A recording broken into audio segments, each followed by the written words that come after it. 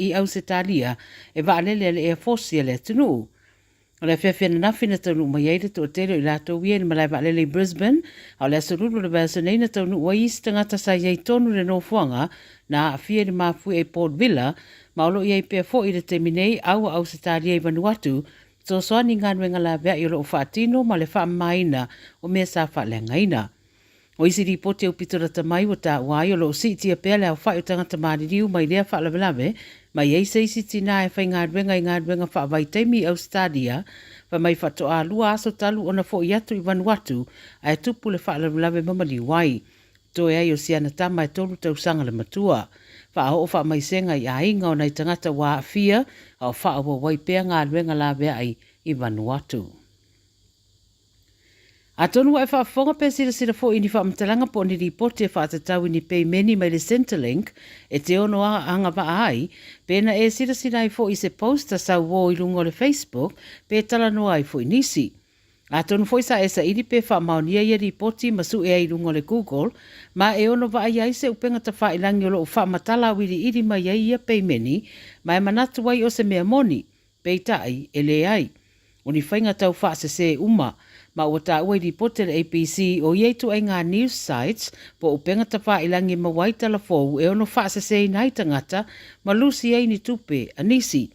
Wha manatu mai ei le ripoti e mana o mio na mata ala tangata le nei foi vai tau le tausanga ma le toa tero le au tau wha se.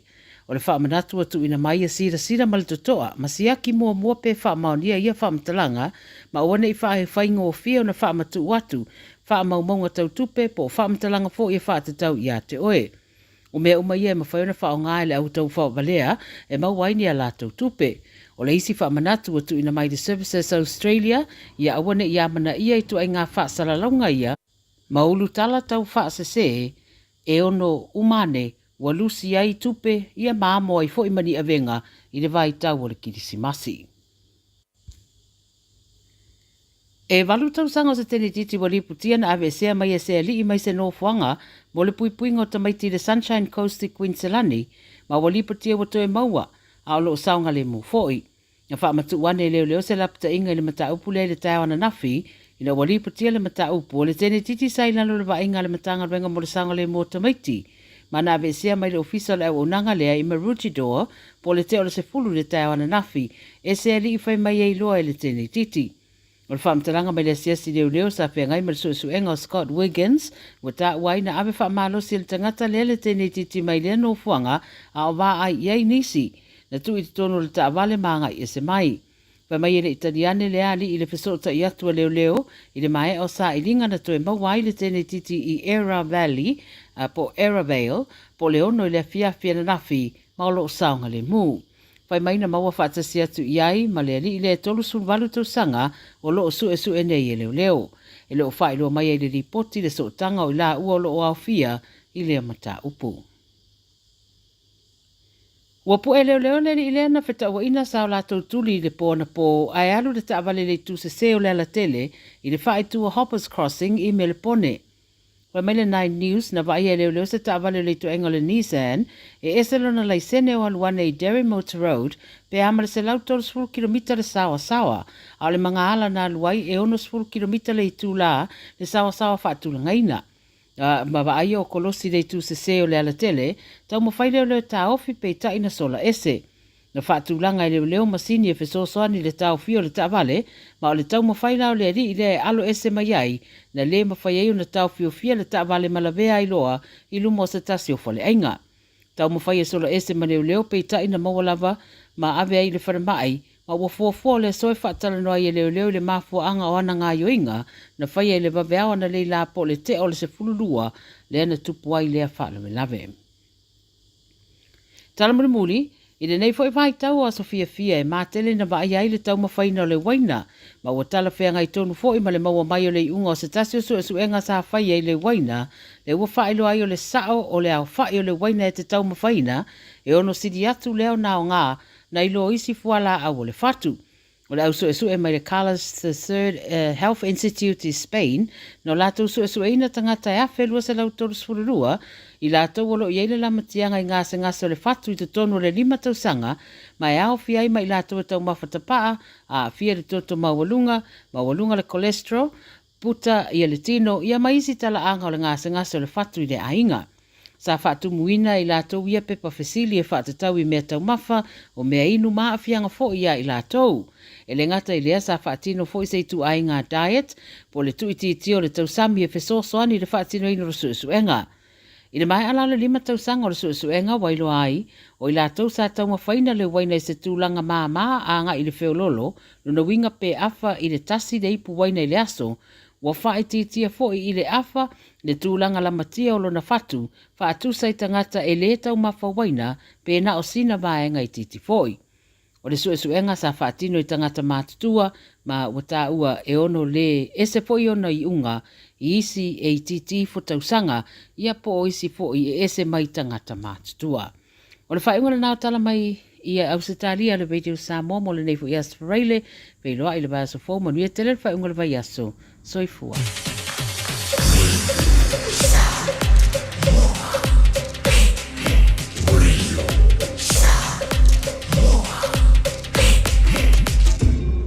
Noivo tu, amo.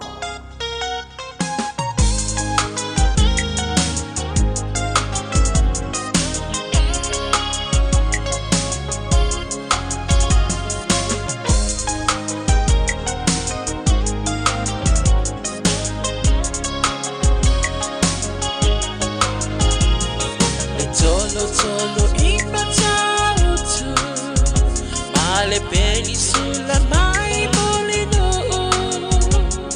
Le tai tu pito ia pia, si o utau langa manaya. E fe pula fi mai le sau, o ata uma o fetu o le lani. E sulungia ia umasia uhani, a o basa vali vali. Le pasina se I esu solo, ia Samoa no uatulu. Se I fai mafia fianga, ie mama atene matama. Olo sisi vai ma pepese, matata lato tunele. A omae mane ilano ole ni, na o masi a ukele.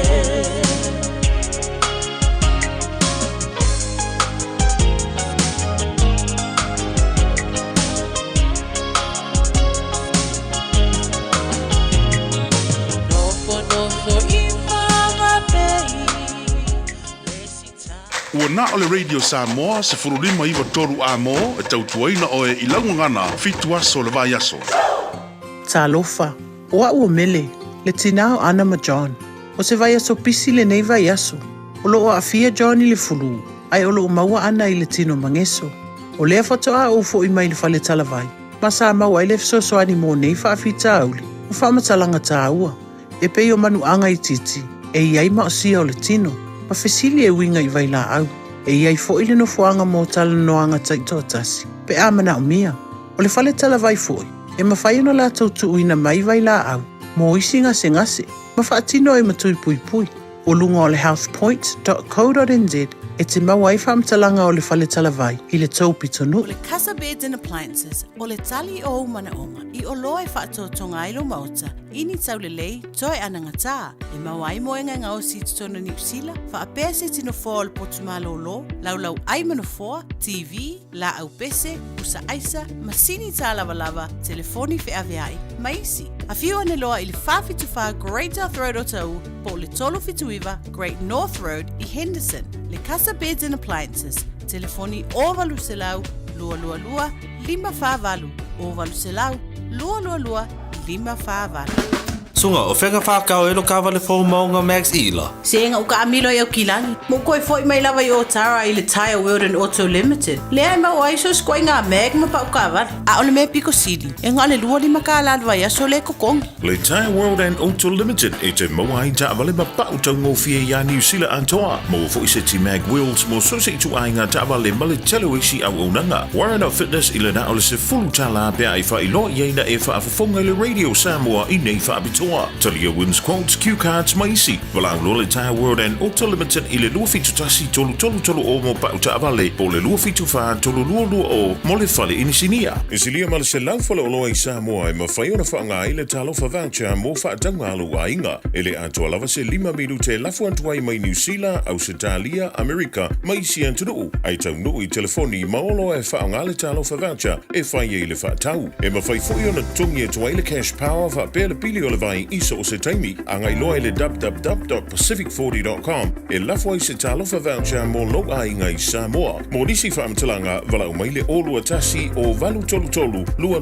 tolu po le info@pacific40.com. Jalo fa va chia roa wa te talaina nei le o nanga e veni mo fa tangwa i au kilani ni sila. Numero tasi John Coulter Drive i le Auckland Airport Shopping Centre. Jalo fa tapatonu lava le warehouse ma le countdown. Lau fale o fula wiloa le e veni. Auckland Airport Shopping Centre.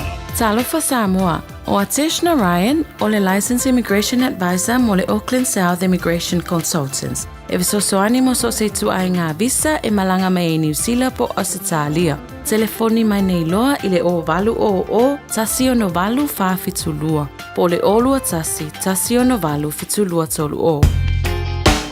Radio Samoa, tasi lima i watolu. Amo. Radio Samoa, tasi lima i watolu. Amo.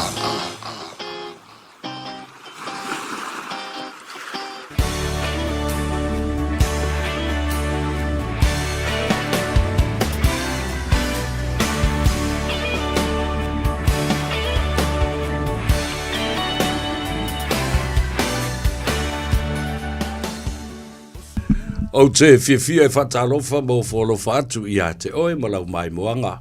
Ia malau wha fo i lunga o le tātou api o wholinga e maise le si whonga o Samoa ma le YouTube channel.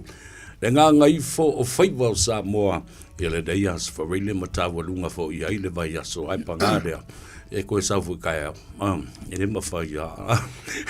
Mera ai masi le mālolo, e ai whatalofa i a te oe. Ma le wha moe sa maduia le dei tai au ina ua ngā e fo i le la ma lausu le atunu ti ute ma Faiva ma sani.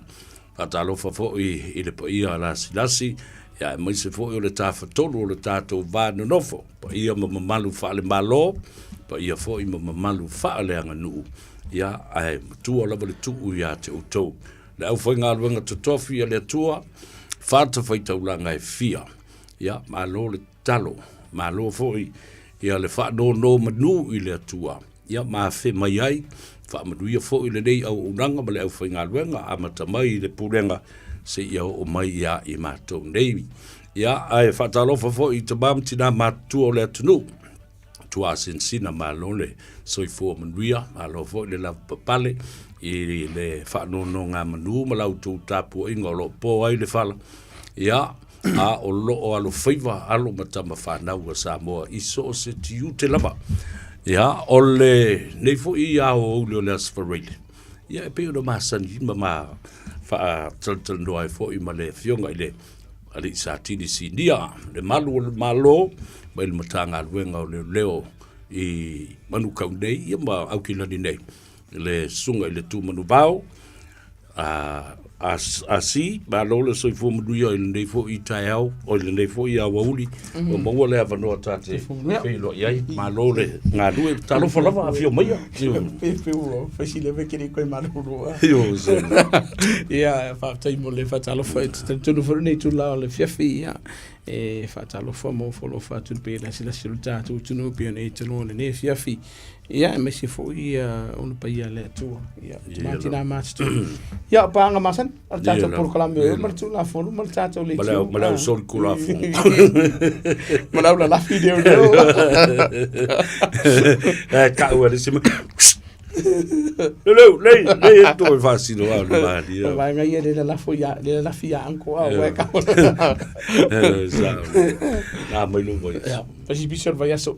O le vai aso la vale nei ia e le vai nga fu le o tam foi nei tu fa ta si am fa mau tino mama ta puni ni si o fontanga ma fa le foi le ni tau sanga. Ia, wow ngai, umolongi. Ia si o ka fa ka. Ai fa si bisor le vai aso nei. Tele la fa fita o le lo o fe ngai ma ta tu tino. Ia, wa maka masei a fu ia le fa ngore ni tau sanga. Le o fa u tau sanga pita i. Ia, wa le ngolo fa mtalanga wa mata masei de ni vai aso ma va son se va tuni. Ona pe o le wa la tala na amata ina so fia. Ia na wa ia. Talo si ele lo fo le tu e mo masei ia mo mai mo ia mo tatu tunu. Ia, e foi tele ni se vanga tate tata no ni fefi. Au wa sa mo le mo le tu.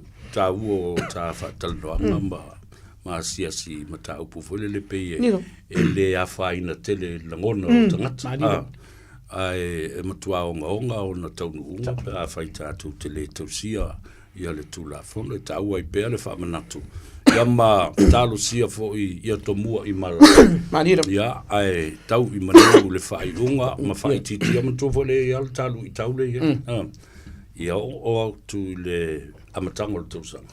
Fa i titi le fa i numero sa mo e taloka. Manatu ala, o ka vai keiminga. E a mata i le asolusu malfa. Okay. So from the 24 onwards, le ia krango sa idi la tu le tato waso. So o le so lim o le so aso tolu por aso fa o te so ia manatua tele la vonga le amata i le aso aso no ya wali tele aso fia e uma le aso for really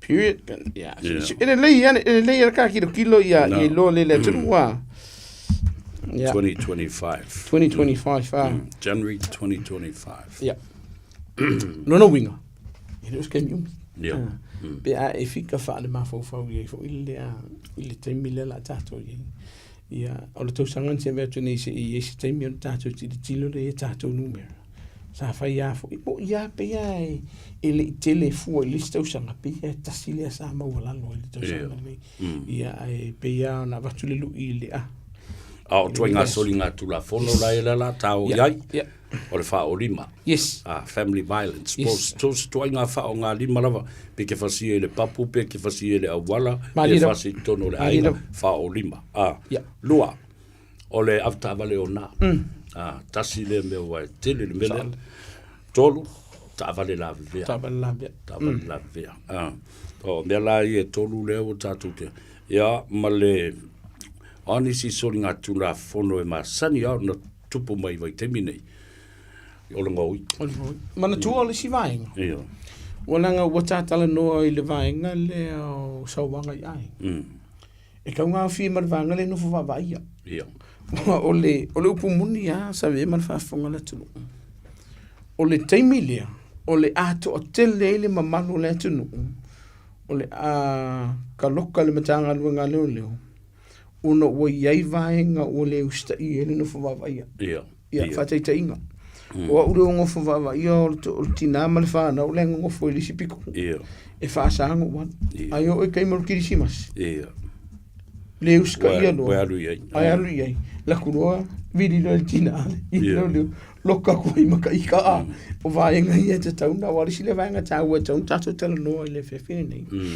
o le tau o le usita ia ai inga na tala yo no fo va ye a wai a vaku no le vai nga fu le le man tu to tele la to o no fo va ia o no o tu ia le avano e ma fai pe ona fatino ni se fu anga fu i po nga winga a le sa mana o fam sino e ku far pui se yo o lisi yaso o le fam sino nga tu la ye pita ku aku no le avano le o la wa fa tu anga fa onga le avano e wala va kula va ngwa ka lo anu le va ngwa a fa ye te sila fia o mause waki do vai so le o ke fer wa a wai yai vai nga umala umar fa tatia e lo le ye mtanga lo nga le o we we se mai yo no winga o ko ngwana fa pui ke ko fa kali o vai ngala ia te tau na sila ia la foi fa tuanga vai e lo te po malai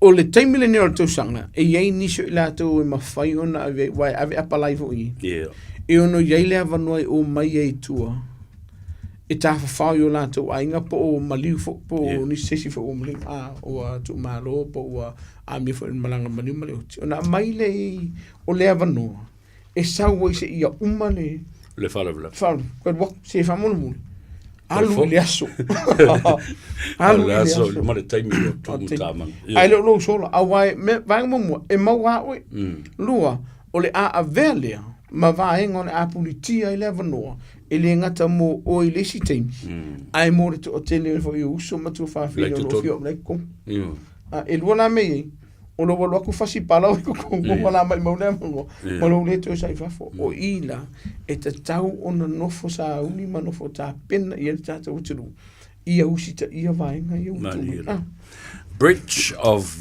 bail conditions le ta wole nai na ia tato ususta ia inga o fight or molestation orders o haisi tu mana tua o le mele le tele na se ele tato tulu a mailo le no fo va ia po le bail conditions e ia ine fa matalanga le na lo o no fo va ia ele ma fai ona e fa fisota ia le sa a fiela so linga tu la fo mo directly ele ma fai ona e vidi sa oi lua indirectly o le halo le fa matalanga indirectly po le vidi sa oi o lo fai le si o lo wai se video kwa fa ya mario ke lo fa ya se video kwa fa ya ku ya se ngi se makfekawi o le taimi ke fai ai pe ke ngofo foi ku uru na Facebook mai fa pe o ke lo fa manga lo mai ele ma fai ona e fai ele ai se awala e fa tanga inai oi ona e to e fa visota ia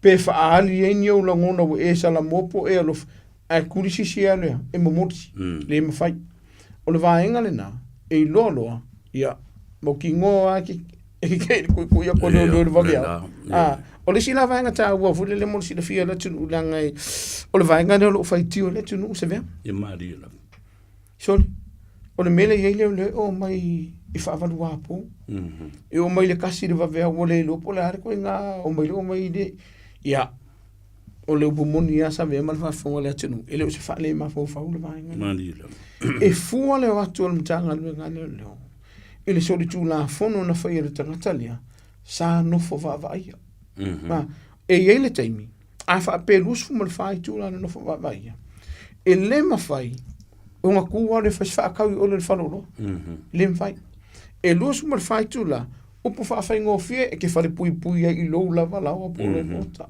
o no winga pe ke fai mai le koru masina o lua masina ma le lus fului vaso a ko kasi la so le ko ia no fam sinonga ai le uska ia e ko ma wa ya mai ko so ya o le sila vainga e fa tete o tatu ainga a o akul ka nga lo fa pia savia ia o le fia o mai pai e va ku no fo va ia no la po lo mo o la u fo tuanga fesili ni betanga nga le o le ase a fianga mo ma di a war kai me ke io e sa ngir pipa e pule ale o leo po le ale taimi e te tauhuna o mesi ake a o mai ala e koru nuwa vea o la ua manga i ana o kofa e koe whawhango e nungar kui e leo leo o lona winga ia malia lo fina ngalo i tūlanga o le aho ia ai inga talamau tangata leo ai e te le i oe lua e iai la ua ia te tau e te toi te ena ni tangata leo e kere manga e koe au mai i lo fale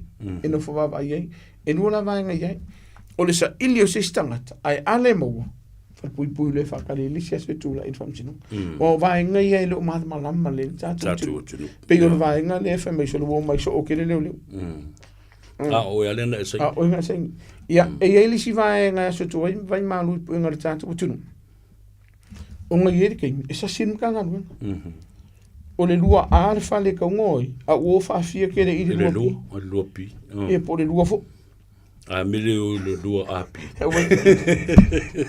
o we ke ka haru do le ai fai fa le de lo fa mo mo tu u to fa mo mo ele o le lua po le lua pi le ka ka o le lua ono lo tupu vai ngale ele te me tu tanga le ngale leo wo ur farisi ku ile luar va veo au le mo le ya ka o le si le vai yo le si vai ngata ua o atu le matanga le ngale le siaki o le te no fa vai susu mai pe fio mai ile fa malama por fe ko e fa ali mai eu fo a wa ke fifa o lo ke I a leva ai matanga le ngale le ya te o ya ile sai fa e te lele avanoa e ma fai ona tusi ele preach wo ele usta ia lo no winga e ke fiu ala ko finga e vea o se le ye pe ale a la le yo ko foi ko o vai ngana te no si le e mo so fo imtu fa fino tanga lu ngale fa no ngombe pokanam so le fe fa le o we ke ala ko ngale Siong ki nga e fa ko si siong era o ka di fa me o le yo por ele o ala mo siong o le si vai nga ia e o le va fata e fa nga lu vai nga yo le no fa va e mo mama la mo se tata o tu ma no fa e so lo fi lo va ai me pam ka o le vale fo ai kuli le mai e o mar fi sa o pam ka se i mo la le mai ai sai pa me fu vai e ao lo que vai yo le mafu na nga ile ao nga vale o se mo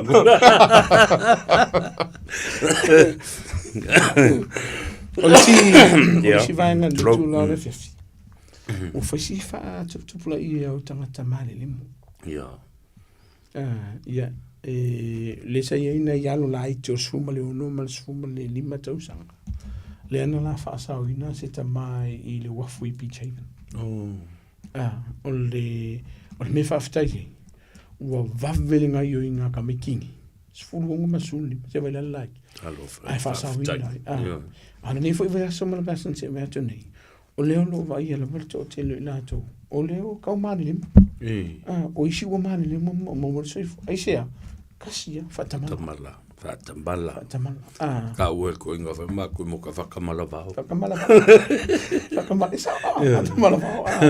o le taimile ni o le ato o tele ila to ta fa fa I matafa e o fo I tato vai ta eli sa o le ele ngata I swimming pool le malo o vai ta eli fo I tu o le fotu e ta tau ona iai se tangata ele o nga vai nga mo se tangata matua pe a fai o le whanau ma se tangata e kau I loa iai singa vai ngo se au o ki o whakasi o le si vai o si ta ia tu la fo no fu am whai lo ilo le tu o le vai nga pito o singi le na awa o whai lo ilo na e lo le la va fo le la to o tangata fo le life savers e lungo le ole o I e lo loto o I e tafi ai le au e le tau na au I le vale ma le si foi la mea na tau o tele wai tele le soli tu la fono le yaso malolo o le kinganga whea kua saanga wha ngoka ngisi I ai o awhai kungange o whai maile oista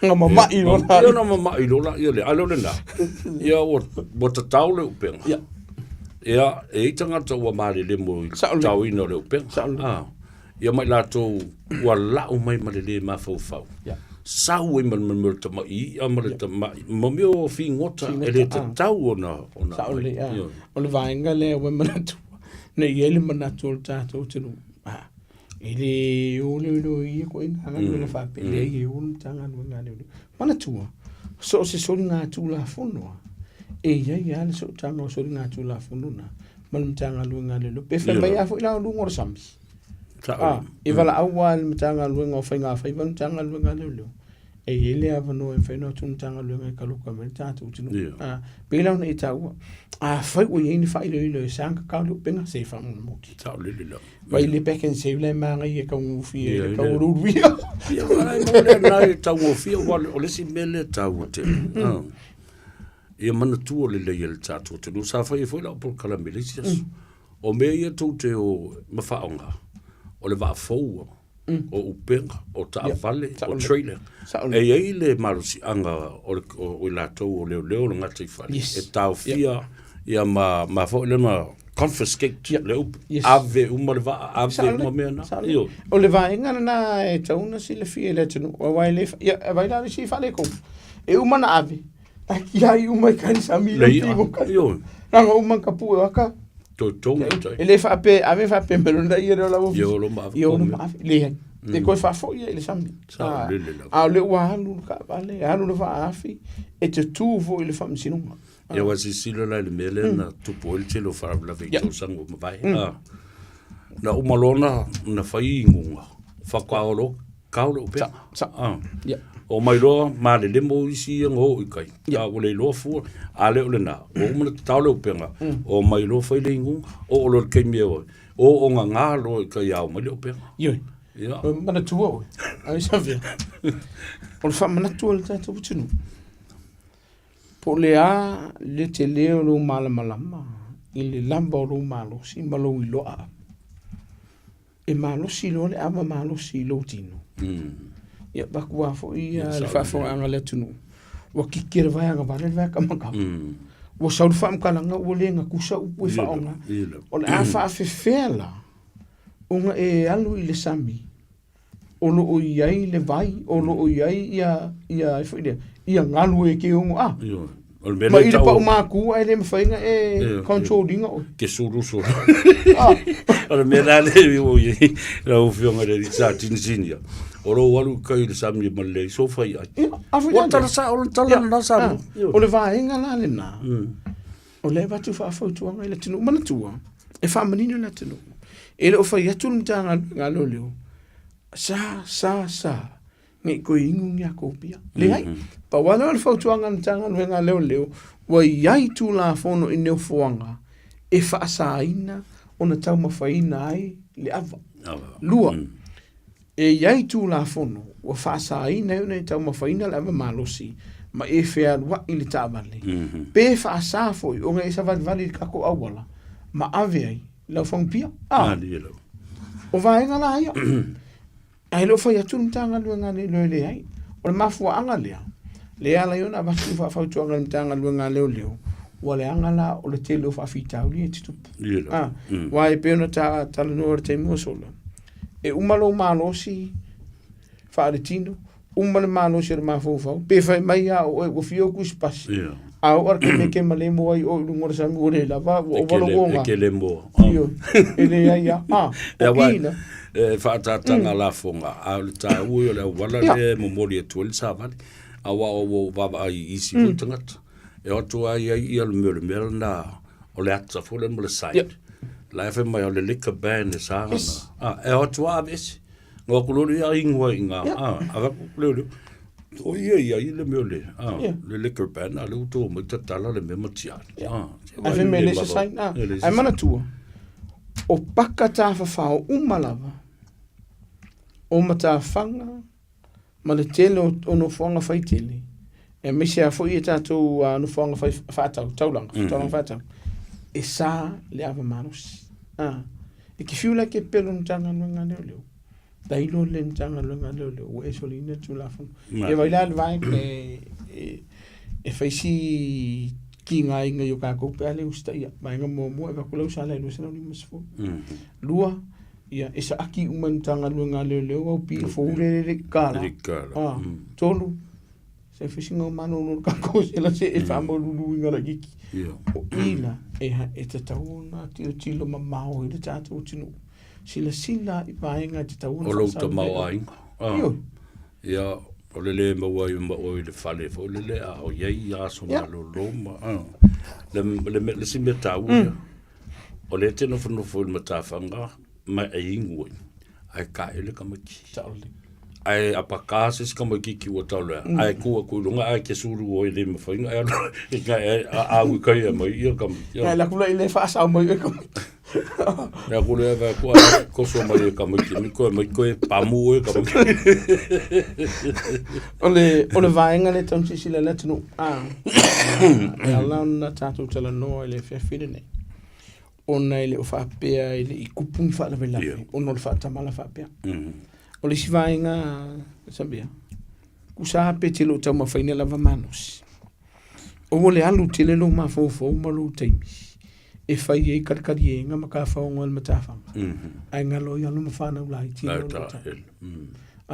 o le sile vai ngolo vai manatua o aso fa peni po aso fia fa yele voli e tala no ai ma fai lo e mai nga wa fai sile vai a fai la te sile fia o le o lo joile sampi fa mo mole te tauni si va ia fa le fana a fai o lo to no la ma mo ta o se vai ta ele pa volia fa mo mole e kakao nga isi o le o sila o tala no ai mo mole anga fiu su e gamiti ia tu ma mo soifua o vai e se le fai ngofi al tele o le avano ai no la matia le soifua ai tele fo le avano e fa sa o ine le soifua dia la e se le tavu Samoa le fa funga mai fo ia ma tal no ma fa so atu male fiong le sa tini sinia ia tu mo vao e mo moli tu ai ia mo onga le awa o le alofa lea lai o la pata i atu.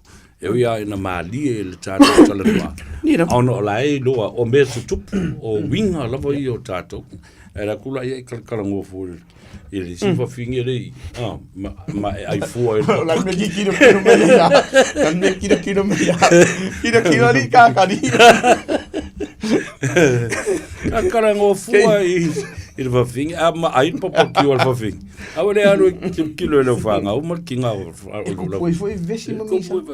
O ko awe ku misa vai funga. E kai no gava. O le siva inga sabia, ele ni vai aso. Lelo foi su ngal tanga luenga leo. E se tasile na maliu ina ipia. Ia o tangata le falling mai o se tangata le homeless. Le ala o maso i le tātonga whapitoa, le ua whai iso e ngana tanga luenga leo. E le o se mai a ua i aini si o vai ngai wha mauni ai. Sai se whalamlami sa tupu sa a fia i tangata. Le ala whai susu e ngana tanga luenga leo. O whawhunga me tātua tonu ua loa lalai nipia. Pe a whai ini si la tō whawhunga tātua. Indi whamtalanga. Ia, whamamoli. A whai e te sila fia le tangata. A whai fu isa i eis i le vaenga le po le pitonu le sa tupu le whawhitau. Whamamoli. So ta indanga luenga leo tas. Ina ia ave e se whamatalanga. A o lo ta lia fu e si aingo si fu i tangata ia ni whamatalanga. Tamohoi fu ile lina ia tau fia ila po ila ko pe kasika. Ina whatupuina. O tatala noa le vaenga leo. O te mini no tau sanga e tō te le nisi o tātou tunu o le ale mafuta mahinga. Munio. Me se lava i lātou o lo nofo i manga ala, o lo nofo i puro kiko whale o loa. Homeless. A i seo kei mia bangoa, o lava lau whaasoa. Ila. Se ue ke wha... O e te wha... Whaari leanga le leiti. Kaunga e lofa i lako. A lava lau whaasoa i o se duakala, o se tā la fo ia. O le vaenga le pito i silin tau. O le whaasoa le alofa ni vete mo tau sanga. Ia walu pomonia. E te leo ngā luenga fo i e nisi o company ma whalapo potonga. O lo whaia mo i lātou ni. Peta. O nisi o i lātou. Ko kere leo la tunu ulo whapea mo sala. La ai ai whale ai le si alo e le ngoforo whale ai. Mana tua. O le ngase o le mafofau. Monia. E ke fiu e whaamasenga. Samo. Ma whaafunga le tunu. O le ngase o le mafofau. O se ngase e whai asi tunga. Masi o ngongo o na afiaka. Ia, o tātou te tilo i le tūlanga o lo i ai. O tātou te tilo fo i vaenga o lo no fo ai. Whai se ngaruenga. Malo. Whai se ngaruenga alofa. O le vaenga no te whafta i whala putonga o lo i ai alo matama whanau o le tunu o lo i fu te mani o le tunu. O lo o avatu no lātou tau au e whesosoani e lātou ni. O la uia vai o tara sabe mar fa ona tunu o le tele o tatou fale o lo i al manu le tunu e ona ina pisini o lo ar lo fai ele ave se kupe wa ele skemi va tu pe ia mana tu o le ngas le mafofa e mafu mai e mafofa la vai e mai o tino fa na tu lua fo la fa sai i sila ele ave le kupe ai fai ele me tau sam o le vaenga le e se le tau. A whaila o le e vesau kupe. Le e vesau me ai ave mai lau. Se e whamunu o kipa lau vali. O wara whaia fuma. O wa a whaia ua re lava lau whaaso. A le se me pole. Pau o lea. Awana I ni la fonga tātou te whaia pe whaori mai lako. Awa mo ia pe whai mai ngase ra mawhau po I lātou leo I ni whale nuno foi. Ai a whai se sori ngā tū la fono. E lo kaha o mamolia oi. Ia wasa sila la mele tūlai mai ni. Po whea ale me tāte alu. I tangata I e whale tono la tō mawhau. Nani era. Ai wala au sa o me rungu. Well. Yeah. Ai ka kiri wa ai mo e jota. Mana tua la tō ni savia. E ia le te mio ngase o ma fau. La tō te loa tangata. A o whai unga la tō te whaia. E le o koe tutusa lea. Ma fau tātou e le o mau le ngase o ma fau. Ka mlanga ki kiro mamau. Nge ke ua e rea rofa pe ke ua sau wai. I la koe mulu fo e na vea. O le si mea leo te whea tui nei. Le tu pao tina am te mai tai. U wha tupula ia le whainu mera. Vo le tutu I mga ala. Mana nofo I lumo whadeo loa. Au isi tina. O le au le leo tina. Ai wheo ia ma pepana I luma I. Help me. I've got 3 kids to feed. Au ki kilo kunga. So le au le leo ni tina. E la iti ma talavau. Ramo wha pēha. Ia mana tua le tele lawai I lātou. Ale le ngase ma fau. I le wha ilonga tangata le ngase ma fau. Sa ale le lava. Lua. O le upu monia. Ua le ua le whaso. O le upu moni sa me marwa whonga na tunu.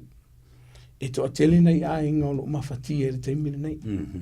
Vaenga mō le lava le whaso. Lua. O le vai taimire ni o le tausanga. Waka kaunga e whai mea alofa I liskanga. Ia I lātou la. Wa tele le fia whai mea alofa I a lātou whanau. Manisi o ainga. Peita. Nō le lava le whaso. Ia o le whaspepa. Tali. Pela ana o tāwara te musona. A whai o la e so sangi whaftai lo wangane. A whai e lo e so sangi whaftai. Ai wha muli. O la kako ke upu. O tātou te whai eni upu mātanga. Ma I la whonga le fitau. Ia marako I ngā o waki ki asisi. Au mai le ai se vai nga savia. O ke fefe o ke la kuelo ka o ta. Pe a whai dea. E whai a se sori ngā kura. Ia I lātou.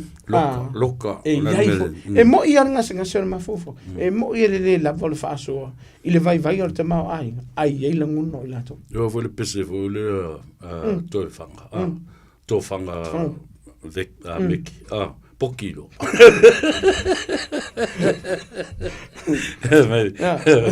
Ole si vainga. Ole fo tuanga le tātou tunu. E iai no whanga I au kilani nei. Ma ni usila. Po I tele na vavai pano ni usila. Ole a whai ai. Ia to ana I e whai fua.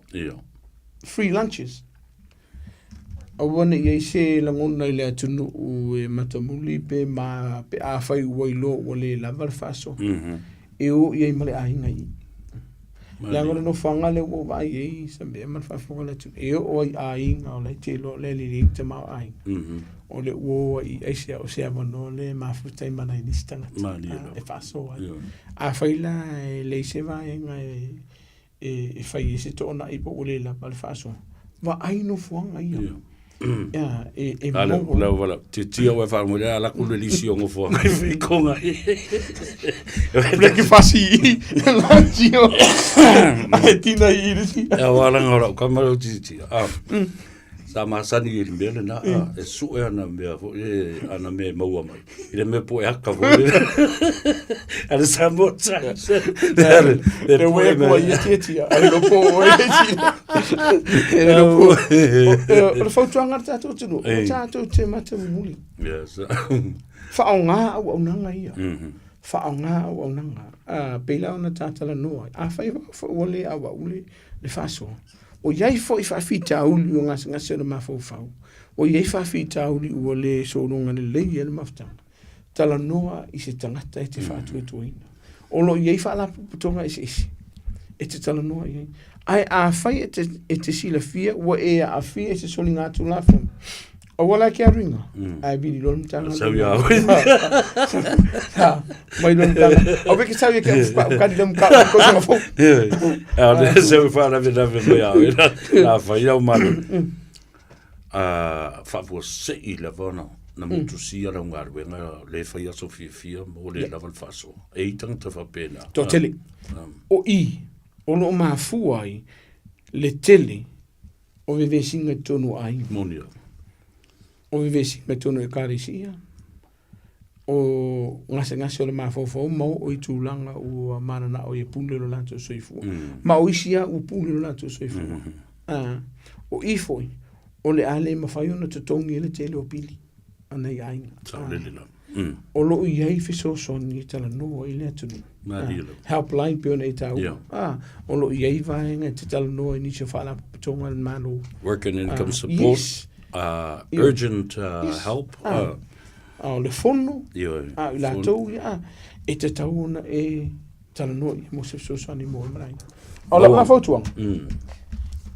A fai ke I do le lava no faso. Ka ki is whala vlavi. Na. Ka kia isi whanau vela e whai po o makai, tu lo fa fonga la tunu.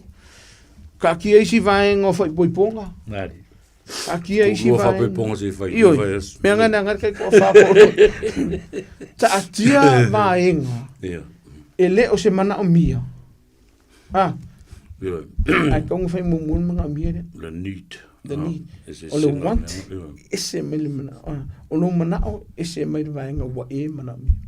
Amena lo fa mo bang fa pe e sausisi e koso I fa mo lo fa le pe e ba kusku pe se taulanga tulo eu quero fa com me fa pe la tu se sili mai le I tato ka si re o se fa te ting e ni ma fa yana sausisi lo ari o fe la usa fangari o makai o fe la usfrua o fe la ku per ka kosa nga ku pelea e le ia e ia le ngona le fie ai a fu se o ke ma fa makali o le la bar faso a wa vaenga o mani e afu ai le tele o bebesi to tonu ai pe a fa o le la bar faso a fa ia fa o aru krisimas o le fala ering vi iam fa afta ele no fo a le vaenga fie o le leilo ai ngam sa ngone o le tele o ai ngar te mini se o mato chilo o le telo me ai lungo le lau a la vivisi ai se a wa lu kele le mafofo ka ko le telo vai ngai lungo le lau ai ngalo le maftanga mai na dilo o le kai mi fone nga o le ale ma fai e unga mal malama le sitkala ngo le si ono o ovala pa malos na dilo o la fautua e ka o sa se in pia le si le luo vai yaso ai awal mere vai o tato ai o le vaso atone na tato ai fruits Maria ja fai pura ko mori era fai mori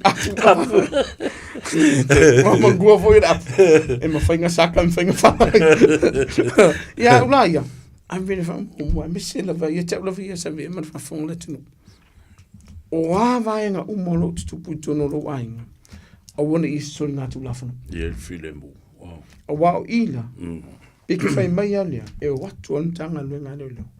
E whaatino ina vaenga. O la mato futitilo I me te mino tau sanga. Ia, po le aare fai meo le leo mea uma. E iai alete. E ma mo soifu. O no le whata mana. Soli ngā tau la fono. Le si le vaenga, wa o ina ovala ma malos. I o mai fo isi wa over whalau whasaina. O ngai ilo le vaenga I bevesi Pena al mere ui si ese sia tangata le na tangata valina tangata I le o fashion ngal tanga nga ale o lo na winga fa mamul pa ai lu so ngole mu mar fi o lo ai wala pa makoenga lava matoi aka ko nga ile saka go I se ming ai se ming da sa ngar fa di fa ia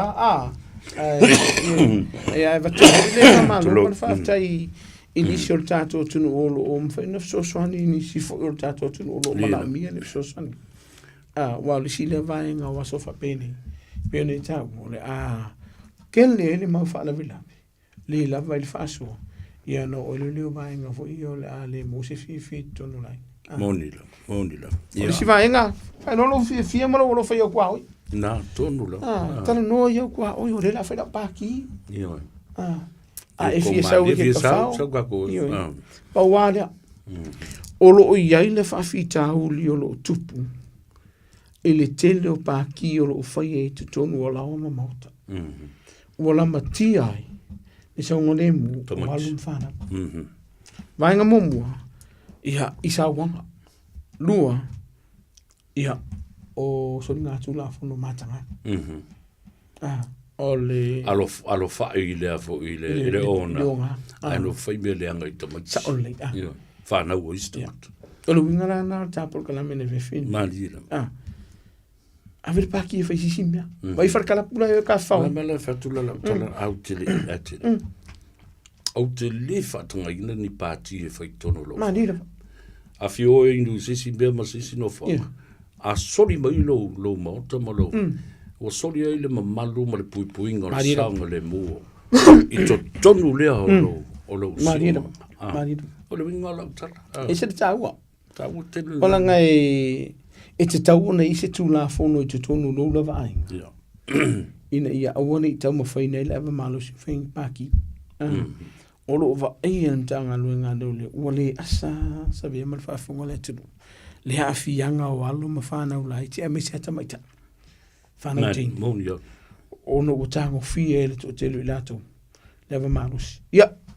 O le upu mana malama. Na. O ai nga e pipi i so tanga. Wa kupo i whawhi kauti. Ai sea. Pule le pia le mawhauwhau. Pule le pia ia whai unga. Sa o sa tau na whai. Mātua wha mole mole. Wha mautinoa ia sefe mua le whana. A kere ki le sisi vai. Le kako tau sala. Le kako orata. Nai ka ko kala pu fia na kla fa malo i la to tamari o la tunu o na tato fa kala pu o fa onga male va nga anu ka ke no fa monia le va nga la lo fui to no lo la po lo mota e ke ingo i fa ala ku pu fa la vi ko un tanga to le la vale le ma fo le fa le ka pula ma le to pula monia e ke ko mi ngoi muni fo e ye ke me mai lo wika a o le afianga o le mafau o le whanau leo le afia. E umi. Pero kanga nuenga ne leo mawhai modianga. Wa afia mafau o le whanau. Monia. Mai rupu o mamala o ifo. Le keringa besi i unga ni. Sao lili la. Na whao li mai leo tama le tina fo le tama. Ono o ye ni si o vai no wala asia i la to sa le tau no i. Sopolang. Iyo. Sopol tua o i il malevata ngata. Ala fo la lenda. E se a se si vanga na so tau sopol la fo e o la vai me fa pena. Fai tete le. Fai tete. A fai la o ke le mga o fai paki i lo fale. Ke le fiar fo ke paki ni fale wisi. E ano fo nga o se fo ye mbena. Se il mato tu la fo no so i fuona i mato. O le whale ai o mātou e sāni tau mawhaine na manos. Ia, ieri vai ngā hulele ai si o ngai uso mātou sa fie tau mawhaine na manos. O la wala urua uma. Se upu whapeo se pusama se ele whakanga. Ai sa na manos. Mawhaine whaitono lo ai ngar vanga lea. Ele o whaia o so ai u. Ia, sa ulele. E whai ono lo whai alo mawhana. Pui nga. Matotono lo ai ngeni e pui. Ona i vai nga lai, tia fwene le moro sina fia tātou tunu, o vai o le upo monia, o vai nga umane, o le pia ia. E ingo fuafu. Te i loa lava, in moderation. Mai tali tonu e mwhaona e pūlea. Ia a o whai uma e whatino. Pe a whai ua ova tele ua pūlele. Pūlele pia, o le si vai nga muli i o tāpol kalame. O le ua pisi tau langa whātau, ua pisi le au wala. O lo va ia to telo tangata o la veve o lo kolosi. O lo va ia pedestrians ele ngata o lo sava vali kolosi.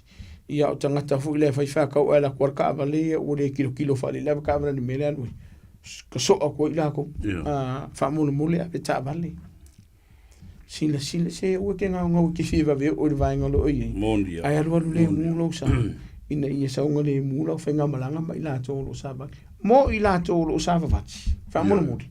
A le oso kolosi e kere pūre rau wala. Tulo, o leu pu whawhengo fie. Ai pe tal fo lungol kolosi. E wha mari uli mo pe o tau sala fo le ma la pe. Pese misamu. La fa. E rua la mei ai. E rua la mei ai.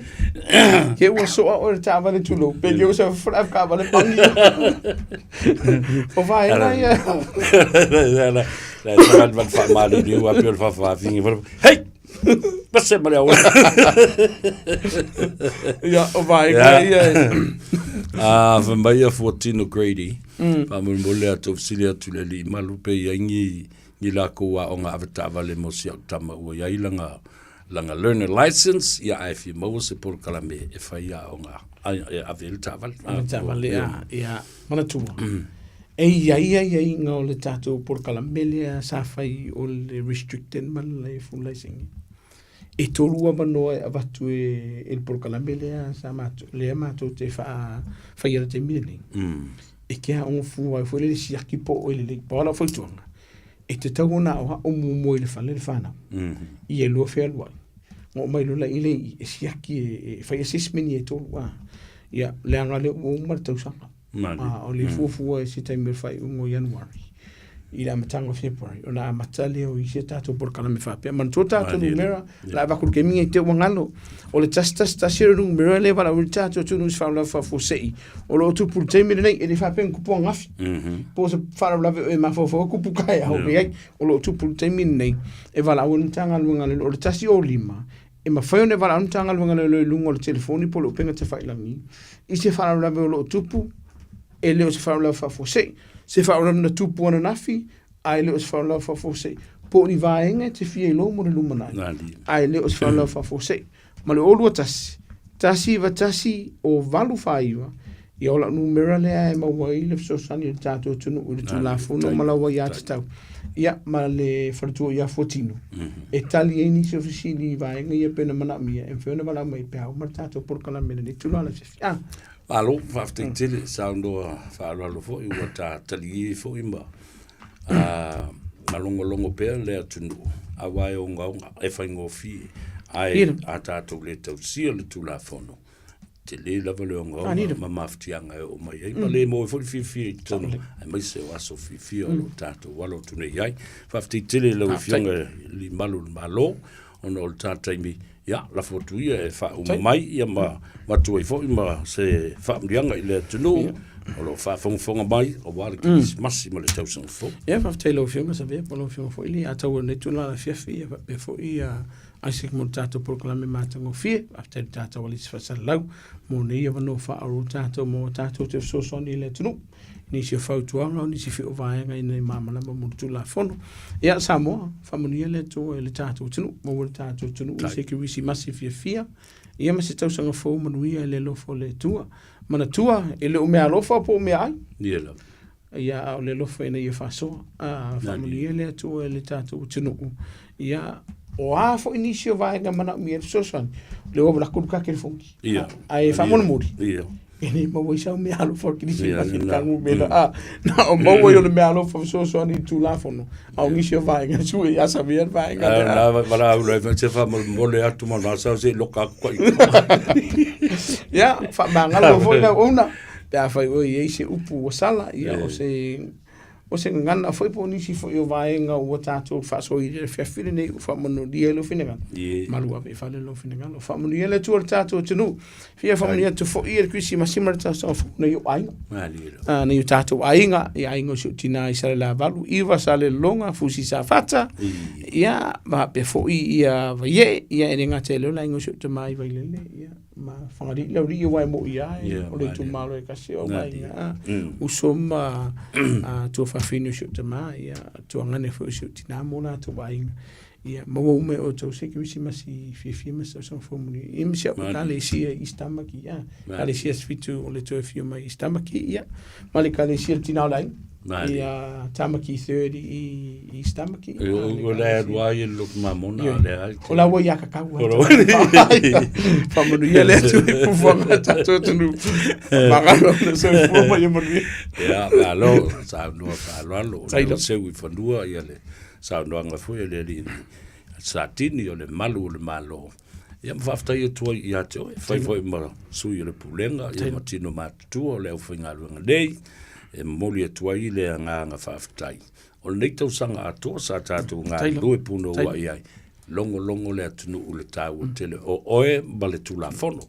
Whamria le tua mou le malos, ia whapena fwoi o na mou se kirisimasi fia, se tausanga fau manuia, tātou tau nuu atu i le nātou sanga luafe ma le lima, ai manuia le tālu tau le na matu, ia Samoa, whaiti tia ai le whainu mera, soli o le tūla fono.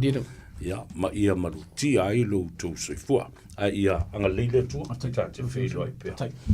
Ia le nasa mo tātonu le tūlai lima tātou o i le tātou malolonga masani. Ia ma tātou telefou i vai whanua. Whamai atuai ma tāwalunga le talanoanga foi mo le fionga le li sa tini sinia.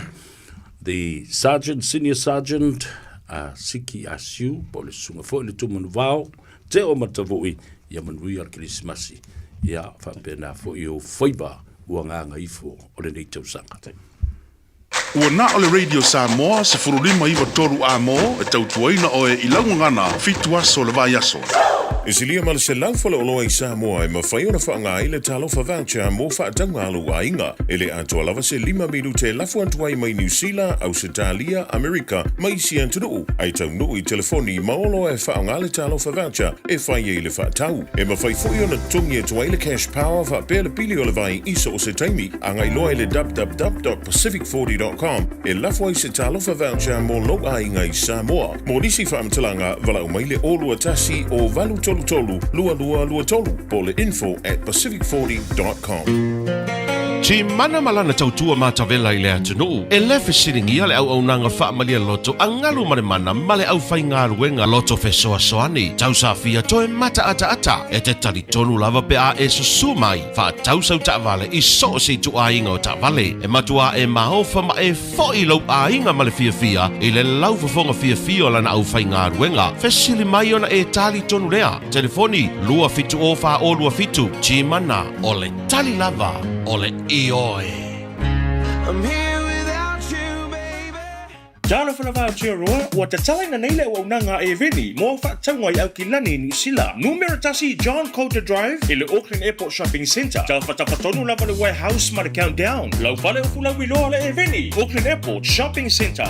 Talofa Samoa. O Ateshna Ryan, o le Licensed Immigration Advisor mo le Auckland South Immigration Consultants. E visosoani mo so se tu ai ngā visa e malanga mai e New Zealand po Australia. Telefoni mai nei loa i le o valu o tasi o no valu whawhitulua. Po le olua tasi o no valu fitulua tolu o. O le Casa Bed and Appliances, o le tali o umanaonga, i o loa e whaatotonga ilo mauta, ini tau le lei, toi anangata, e mawai moenga ngā o si tutona New Zealand, whaapea se tino fōa le potumalo lo, laulau aimano fōa, TV, la au pese, usa aisa, masini tā lava, telefoni fe aveai, maisi. A whiu ane loa i le whawhituwha Great North Road o tau, po le tolo fituiva Great North Road i Henderson. Le Casa Beds and Appliances, telefoni ovalu selau, lua, 5 ovalu selau, lua, 5 Baby, lomaki!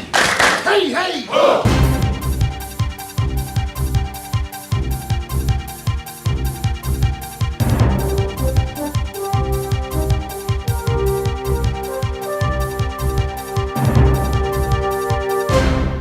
Patal fatu se whapoponga le nei o tala mai atunu e mamao ma le Pasifika ma le Radio Samoa mo le nei asfareile. Wa moatu se tala mai Israelu wa whaatonu nei le pale mio Israelu Benjamin Netanyahu le militeri le atunu ina ia tū maupea i le whaetu o loo iai i le maunga o Heremoni po Mount Hermon i Suria se ia o le whaeunga le tausanga whaulua whelua 5. Wali patia le CNN mana maua Israelu le maunga le Suria i le mai o le whaato i la loina o le pulenga asari le amatanga o le masina. Whai mai whaamatalanga le CNN wa fuafua le whaatanunga a Netanyahu i lana vai ngā au. Ia whaumi ai se i whaatatalia le tūlanga o le ai Suria ma fua i whaamatalanga mai le se sos whaamoemoeina o lo fia whaamautua Netanyahu pe amana ia ma whaataua le taita inga fōua iei nei Suria le malienga na whaia i lefe se lau fitu whaa e whaatatau i le vaenga lea ei au tafa o le tua oi lea e iei le maunga lea e peona ta ua. Sa tua ia le taitai wa nei o suvia Israelu, iana ngā yoinga ia, ma le kolosia o le vahenga pe ona iei nei, ma o tua ia fo ia isi steto le atu alapi. Pei tai wa maumawai i pene Netanyahu e whapea, o le au latou le whatangaina kulupu ia le jihadi, e whamata watu le community o tangata Israelu. Mai ko rei matu, ai titi mai pe to se lau fita ko rei matu o fasiotie le taua Ukraine, taluna o ane tau mō lusia le amatanga o le masina nei. O se whamtalanga lea mai se whaipule o ko rei saute o Lee Sang-kwan, i le whatalanonga ma le BBC. Na ia tā ufo i siria ma le awhi o la tau iau whamnua lia. O li poti ma le masino o ke topana tā ua i siria ma le se fulu wafe vai ngā awa ko rei matu, na aveane fesosoani i a lusia i le taua. Wa whaelo fo i le ripoti wa inisi whaasea wadia e mai le vaenga o le militeri a Lucia, e whaatatau le vaenga aua kore i mātū ma le lava o lo lato malamalamaanga, e whaatatau i drones, wa whai maavenga, ai le o se fesoasoani e peona tā ua le ripoti. E leo iei se whaamtalanga mai Lucia ma kore i mātū, e tusa o le amata upo. I Afghanistan, atu whaatasi e atoa le leile toa 50 o tangata ua whasiotia, po ua maririu, ma le toa 71 ua manunu ai ni whaalawelawe se lua, i le highway le tu i saute se sae o Afghanistan, pe ona whaamania mai se so upo le atunu. O le whaalawelawe mua na whetoa iei se pasi lau pasese ma se loli suau i le highway i Kabul, ma le isi i se isi vaenga o le highway lava le atasi, e koneti ai ma le lau mua o Afghanistan i le tu i saute. O la tau lo manunu ana ave le whanama i Ghazni, ai o i la tau e tinga ina na ave sa o le whanama i Kabul, ma lo o au fiai matamaita i le au maliriu. Ta wele ripoti o whalawelawe whapea ta atele i Afghanistan, o no le whale tonu awala, whapea fo i ma le whatamala o ave ta vale. E o ngaonga manuanga mai ia whalawelawe lua, ma o se tala whanua noe le lata le kirisi masi, ai whea ngaina i a ingo i la tau wa fia mai ia mawhatianga. No whaia suenga i le mafuanga o ia whaalawelawe. Mai le Pasifika i Tonga, o le asa o lumana i aile kiwisi masi o le tausanga nei, le olo o whaatalitali uma i aile atunu o Tonga i lo ailo latou pale mia fou, na ua whaamawai le pale mia sa iei o hua kawa meliku si osi sovaleni, i le aso i wale masina nei. Le aso leo le awhai aile palota a o lumana i le kiwisi masi, a sa pesiringia le tio whaava malo New Zealand se tasio tu stala sinia le Pasifika matonga kalafi moala. Po o aisa isi o manatu le toatele o le a malo i le palota. Wailoa moala, o le itua ngai o lo whatu wane aisa ke eke, ma i fo isi sui o lo whatu mai isi tu e au fiai ma Dr. Vidiami la tu o lo whatu mai isi. O ta ua le li tu stala i lea whatalanoanga, e fōringa o se tasi tūlanga lo maita wina po o mātai tuina fōi, po o ai lava le a whiriwhiria e a vea mapānemia ma le tu ai ngā mālo le atula i mai, e le fō i ai lava le whawhita au li i tonga, o le mawhai leo na ngā rurue whaatasi o le ai ngā tupu po le maunak, ia ma le pānemia.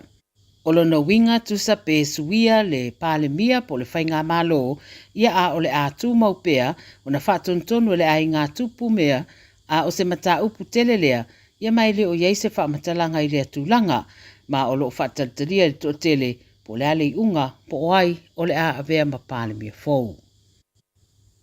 Ma le tala muli, o tole ninga o lumana i aise ta amilosanga, e masani lava na aveo se lui tau tele mo so se ta longa, e mai se lava i le vai taule na i o kirisimasi, maso malo lo. E whapea fo i le langona mo le awa le moana Pasifika, le sa whaia mai pea la tau tole ninga le lua masina talua i e sauni ai, mo le ta amilosanga o le tausanga fōu lua whelua lima le Super Rugby Pacific. Ta tonu whaia o ngaulo le au whalongo tana umanga, e o atu le temi leo wa lava sauni lana au, ma wa sidi atu le tulanga wa yei le au le temi nei whaatusa i le temi whapea i le tausanga taluai. Whairoe umanga o nisi au pito le lei le taalonga lo sosoani i ateia, pe o le ri whaia onga sa yei o le manu Samoa wa vasa manaya se ilala mapusua, ma le li o Alando Sokai sa whaia onga i le au sempini le NPC, whapea le li o Stephen Jones sa taalomo Wales. O lo olivi le li o Adi Savea mai le All Blacks e peona ta ua le ripoti a sa yei whaatasi marana au le moana i le vaesa nei. Na so 15 Januari le taalonga le moana ma le Otago Highlanders i le lato malai taalofo wa yei nei o na whai malanga i loa le taalo ma le Western Force i le aso 15 Februari i le taamilosanga mua o le Super Rugby Pacific lua a whelua 15. O le tausanga nei e wha malo na ia le au, ma o le teimi mua fo i le au siai, ia manu malo e wha. Tala ia le Radio Samoa, ma ia tunu e mamau wha pe fo i mara Pasifika, mo le nei fo i aspareile, tātou whiloa i fo i le vasfo, pe a mo le atelo tau so i fua ma sa mātou wola, a ia manuia tele le whai ngore vai aso, wha so i fua i. Talo fa Samoa, wa ule nei o kasu ti alu, a wale suia le ngila wa ule kio. A eva mai ile se furu lima iwa kolu, a mo, Radio Samoa, vevela a.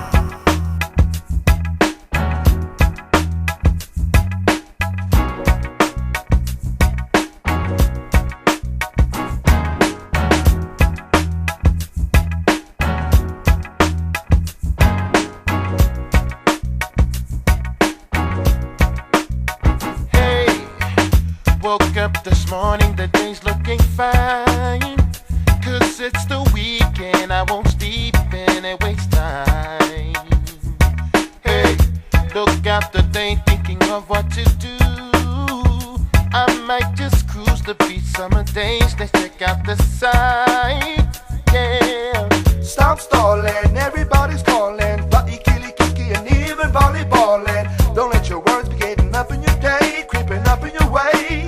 Having a say, time's crawling, temperature's getting higher. No time for sleeping, been needing to catch a fire. Get your kicks on, girl, it's time to play. Good times, hold on, don't let it run away. I got the summer just for healing, doing it for your loving, I feeling. Give me the moment just to let you know. This the summer just to tell me to know. So let me take a level higher. Spend it with your one heart's desire. This summer love another one. Come follow me, we can party. So I elela ile tayao.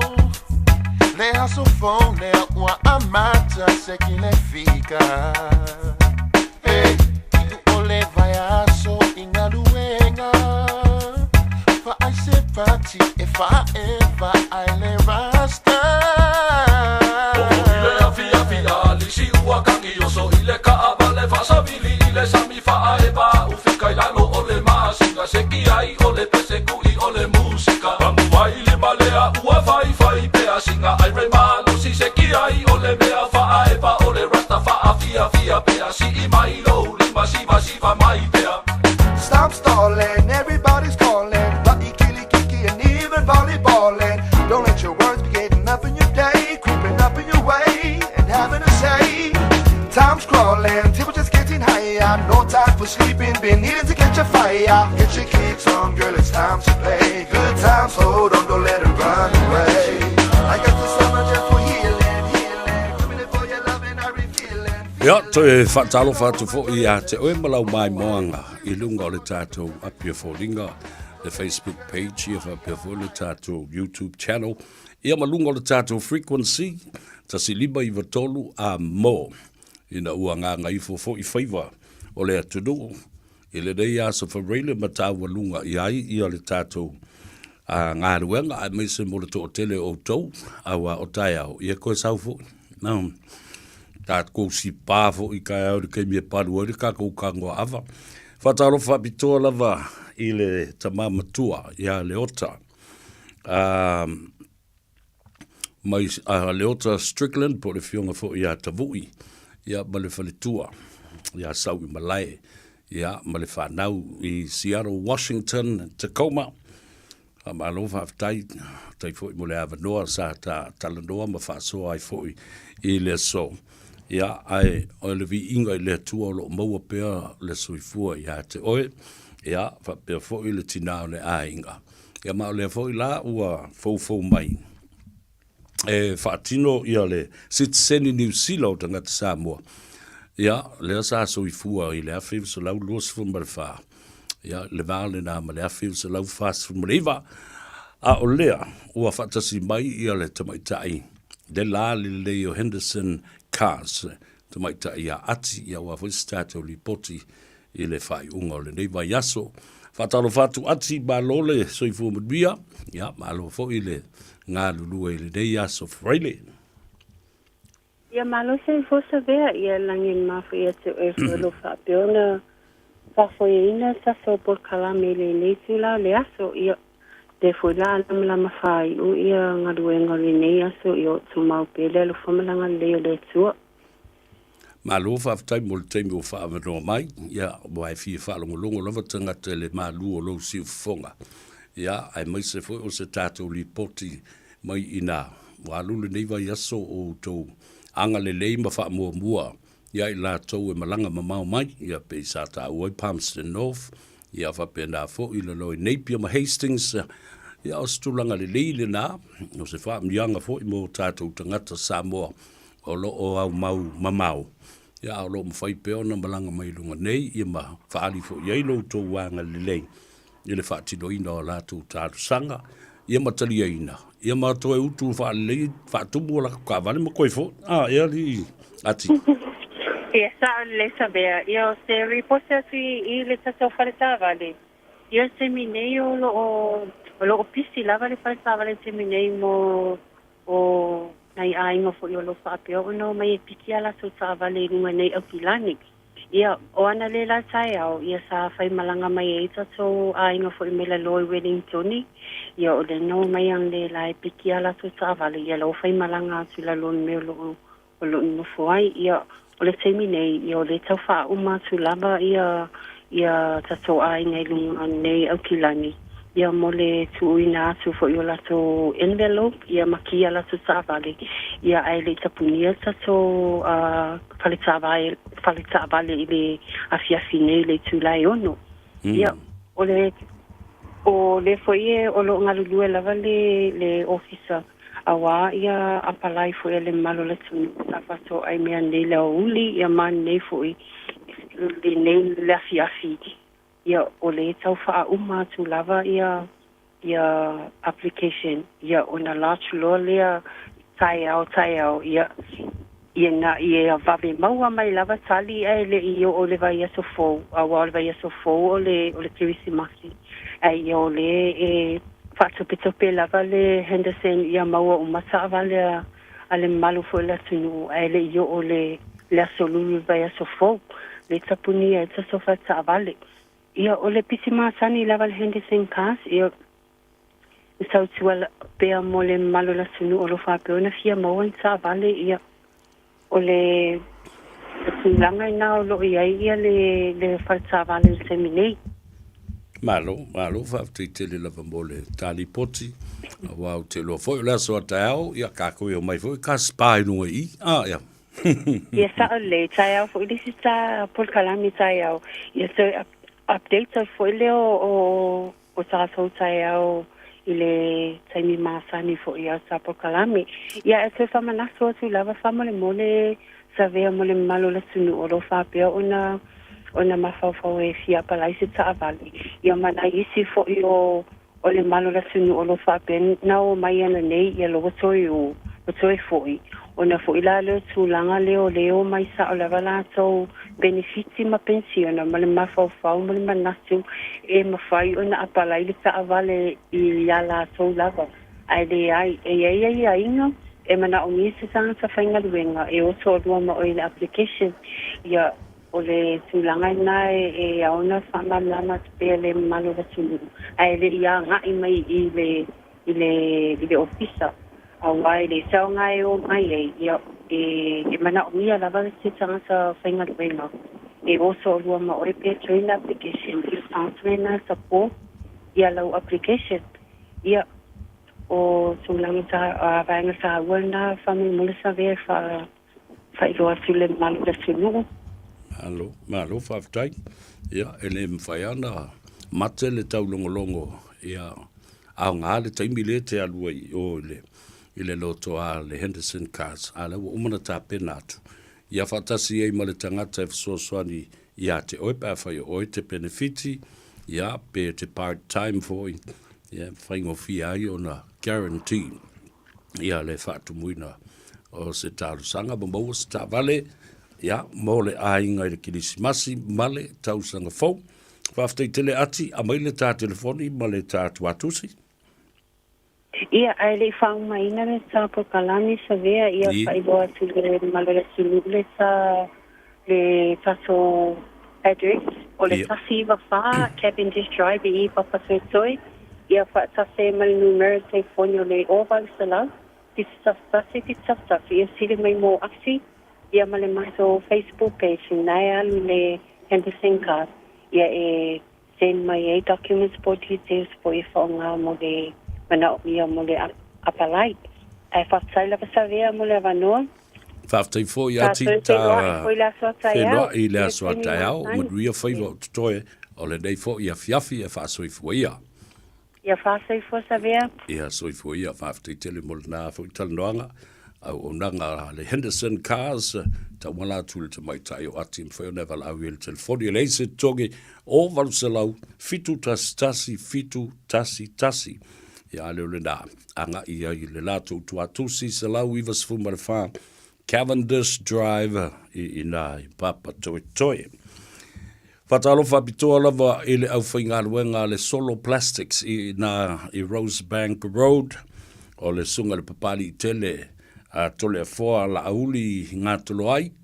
Ia, whapea fo i le au whainga ruenga a toa lava, whapea nā i le talenga lata i moenga Felice o whiwhia lava i le asua nafi.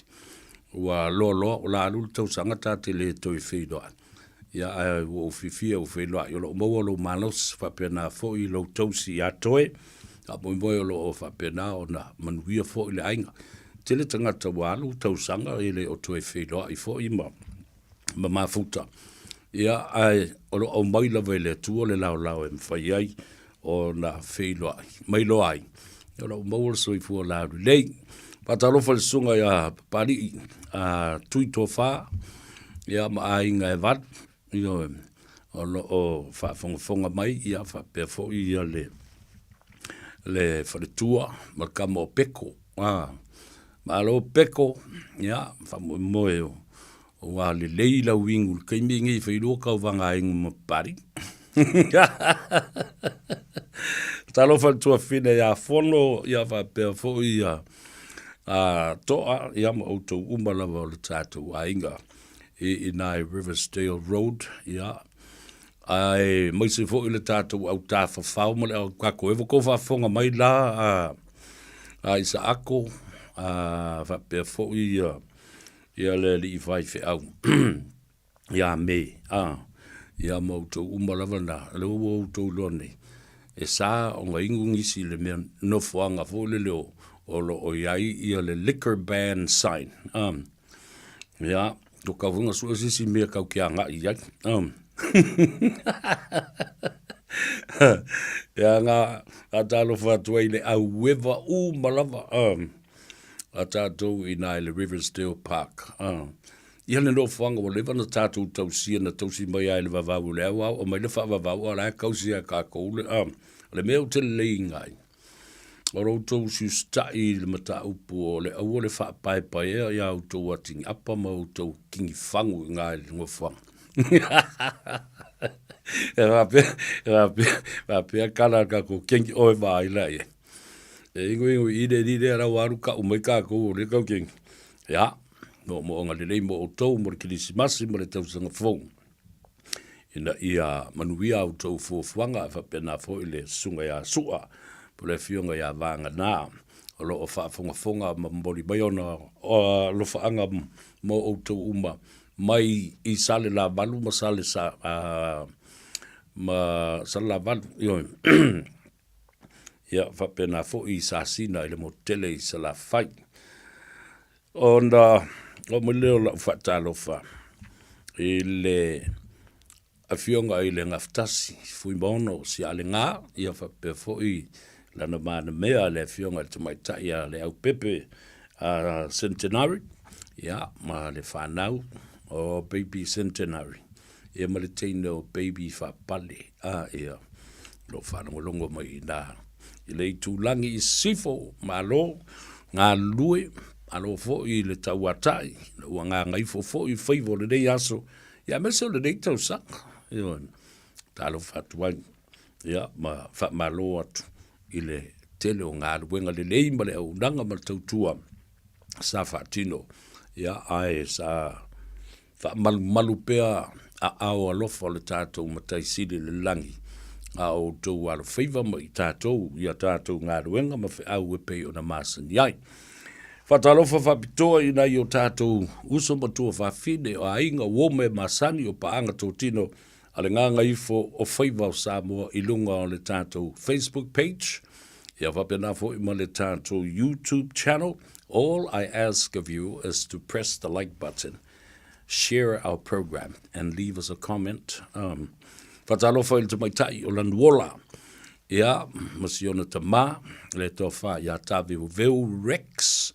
I nā i ka lai stetele aio keriso, whapena fo i o nā pao o atu, i le tātou whatalofa, ia ma le ngofo alofa atu, i le fionga a mai ava, whapena fo i le whalitua se lepa i le tātou whaleoloa le nā o Immaculate, i nā i le numera sfun ma le whaa, McCarthy Street, tā si ale nā, i hun hei i ka lai stete, tā si ale whale o loa Samoa i ei da. Ia, tele tau mawha, tele fo i tātou o loa o mai i Samoa. A wai peo no o vantu le tele o tau sanga o mawae, whapena fo i so se teimi tātou te whaasoai. Le tā ua tele, o le langona lea, whaatau o tātou, a Mr. Samoa lo o lalampapa au i whafu. Tātou on sa i whaatau o loa ma tau mawha, o lo o au mai i Samoa, o lo o ngā osi fo i Samoa. Na i mwhai ona tātou soani i le tātou tamau ainga. Because if we buy Samoan-made goods or manufactured goods, handicrafts, and also food and all the other products from Samoa, this is a good way for us to directly send the money back to our manufacturers and to our farmers and fishers. Whaiona toi fo ila tātou se leni a latu saoa i tanga. A leo whai whaatoanga, ka pena i leo whai whaiva. Ia whapena fo i le au osi, ngā osi o loa i le tātou o tunu. Mai o te tonu fo i ole nganga fo i leo le tātou malo, e me se fo i le komsina o whewhatau inga. Lea o lo o whamautu i le ofisa ma le mauta o Samoa, le fionga watutu i a Pete Meredith malona auwa. Ina ia tātou whalotu tele i tātou. O Samoa lava ia o le maketi lava o Samoa. Mo i tātou e mwhaiona tātou whatawina. Ia tātou lava o loa o le a pepe e mai Samoa, o le talo mai Samoa, o le whai, o le ulu. O le i a mai Samoa. Ia o ula, o tāndoa, o fui, o tuinga, o mea umalawa i o lo ngausi o lo tātou. A tunu umale au whai o loa i Samoa. O le lātou sao le nā, o le sao tātou Samoa. Kusa pe lusu senge, e siri atuai na tau tā i o le tau le kilo le talo Samoa. Whaatau. Ona sai. A tango tāte isi le nā, e o lae tātou te whasoswani, whaatau le tātou talo, whaatau o tātou mea mata, ia matoi fo i eile tupe, mō nai o tātou tangata i Samoa. Ason na whi sa utala noa i le tāu o tele, masotanga ma mawhitanga, tātou mō tātou tangata, ai me se sisi sa pele loto, me se pesa o whapatala i fo i le tūlanga, o le misia o le tamau le ainga. Ona o le a le no foia, le no fo tāwita i le lau aima le tupua. I teimi o tōna, i ma teimi o whaasisia inga. Whapedei o le tausanga. Ina ua o mai yasu fia, mai se fo le Christmasi ma le tausanga fau. Tō a tele i hafe maafe o tō sa tusi mai, wha malo si au mai. Ia malo lofa mai fo i mori mai mo onga le lei. Awa o le langona fo i le tasi o lo iai la tauanga. Misia o la tau mātua, ona o le wala au o le maliu ma le oti, o le pule a le tua. Tātou te misia i aso nei, ia wa, e alauna, ona whai atu lau tala. Ia wa e tau nu o lai nofo mai. Au manatua ia ope o le maoi leo le toi ina. Pe ata tau nu i Samoa. O le moa fo i lea, e le moa whaasu. o le mo fa asu le na. O le tau nuu lava ta tala loa tu atu lo iai I le toina. Smoke chicken. It is beautiful, and that is one of my father's favorite food from New Zealand. Le moa fa asu. Is le taste o le moa fa asu. Wow. Ia mai isi mo. Ia le ala o saungi marikala ele a ko e whalakalaka I me o le moa. O ngā lenga mafua mai ai le ngase le o pipisi nge o le kare vivingi.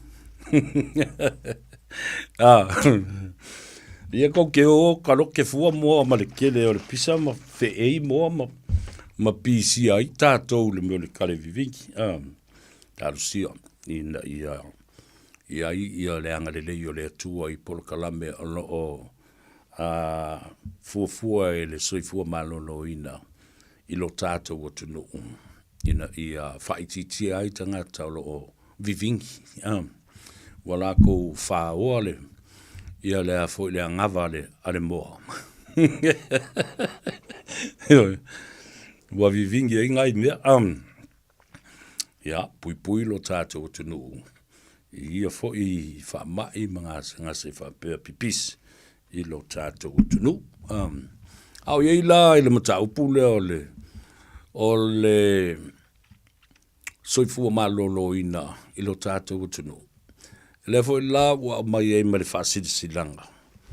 Ona o le whalawe lawe o lo tūlai mai le teimile nei. O le lava o tangata whainga ruenga I le mautanga sangase. Ia ai mese fo I le tele o whalemai. O lona wingala.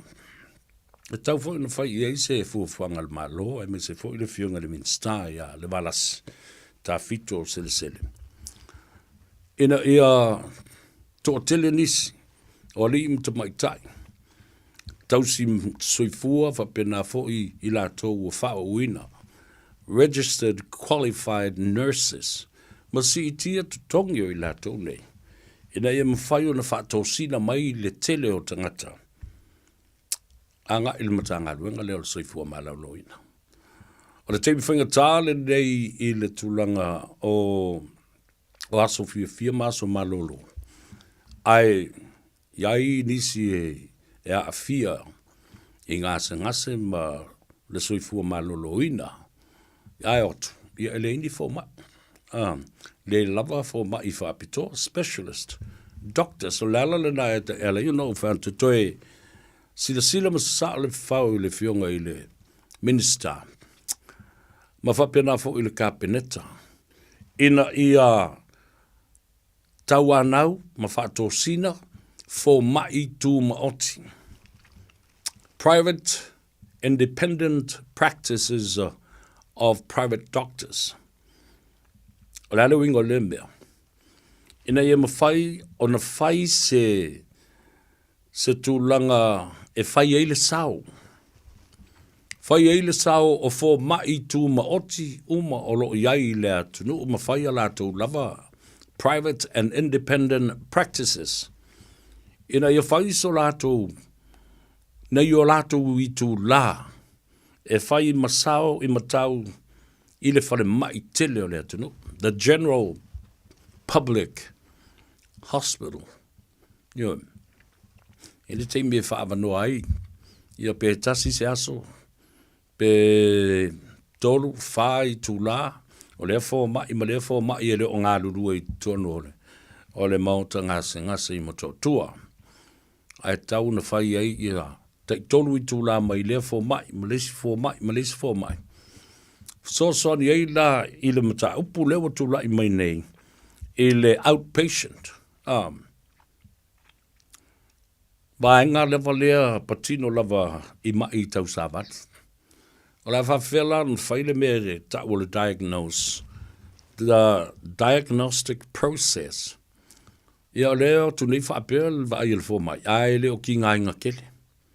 Na whaile I o isi fo mai. Pe toi o le whale. Pe whaatalitali. Iwa le ua mai nei ia I tū la e whaatapuna ai le mea. O le walu le tae au sa I o le walu le po. O lona winga la se longa e te a le walu le po. Whātoa mwhaila ia lero mai ia meo ngase tau sa vali fo ilea. O i tonu, e maua ile sao i la tau nei o fo mai.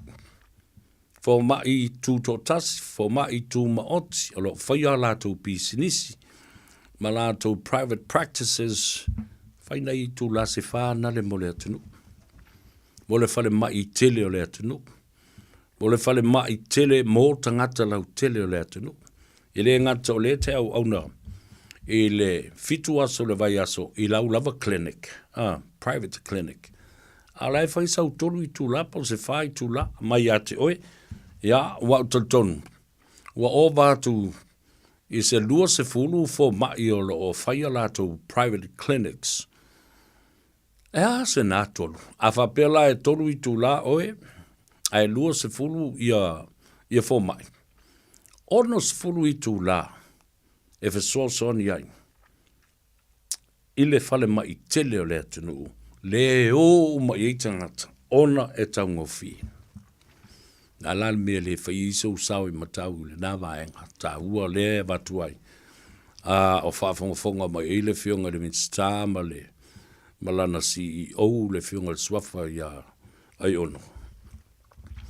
Ia, e te tau na toi liu le tō wha. Ma sila i le whaatino ina o se vaenga o se incentive. Nai tutongi ma nai mea lofa mō i latou o private doctors and their clinics, their practices, soni e fo, o wai le whapea koe whaifua. A lo tolu i tū la le nā. Ia, a tolu i tū la o le fōmai. Lea le private doctor, lea o al watu i tonu. E tonu i Samoa. Pe e siri atu e le lua se fulu ni mai e vai ele na fo mai. I le asu. Aluanga i malesi fo mai. Lua se fulu fo ia mai, nga vai. Malesi fo mai, pēr fo ia lua se fulu. Ia wato se sila e. Ese le te leo lea ngā, o le tātou tu o lalo lea watu nei ale a tau se vea.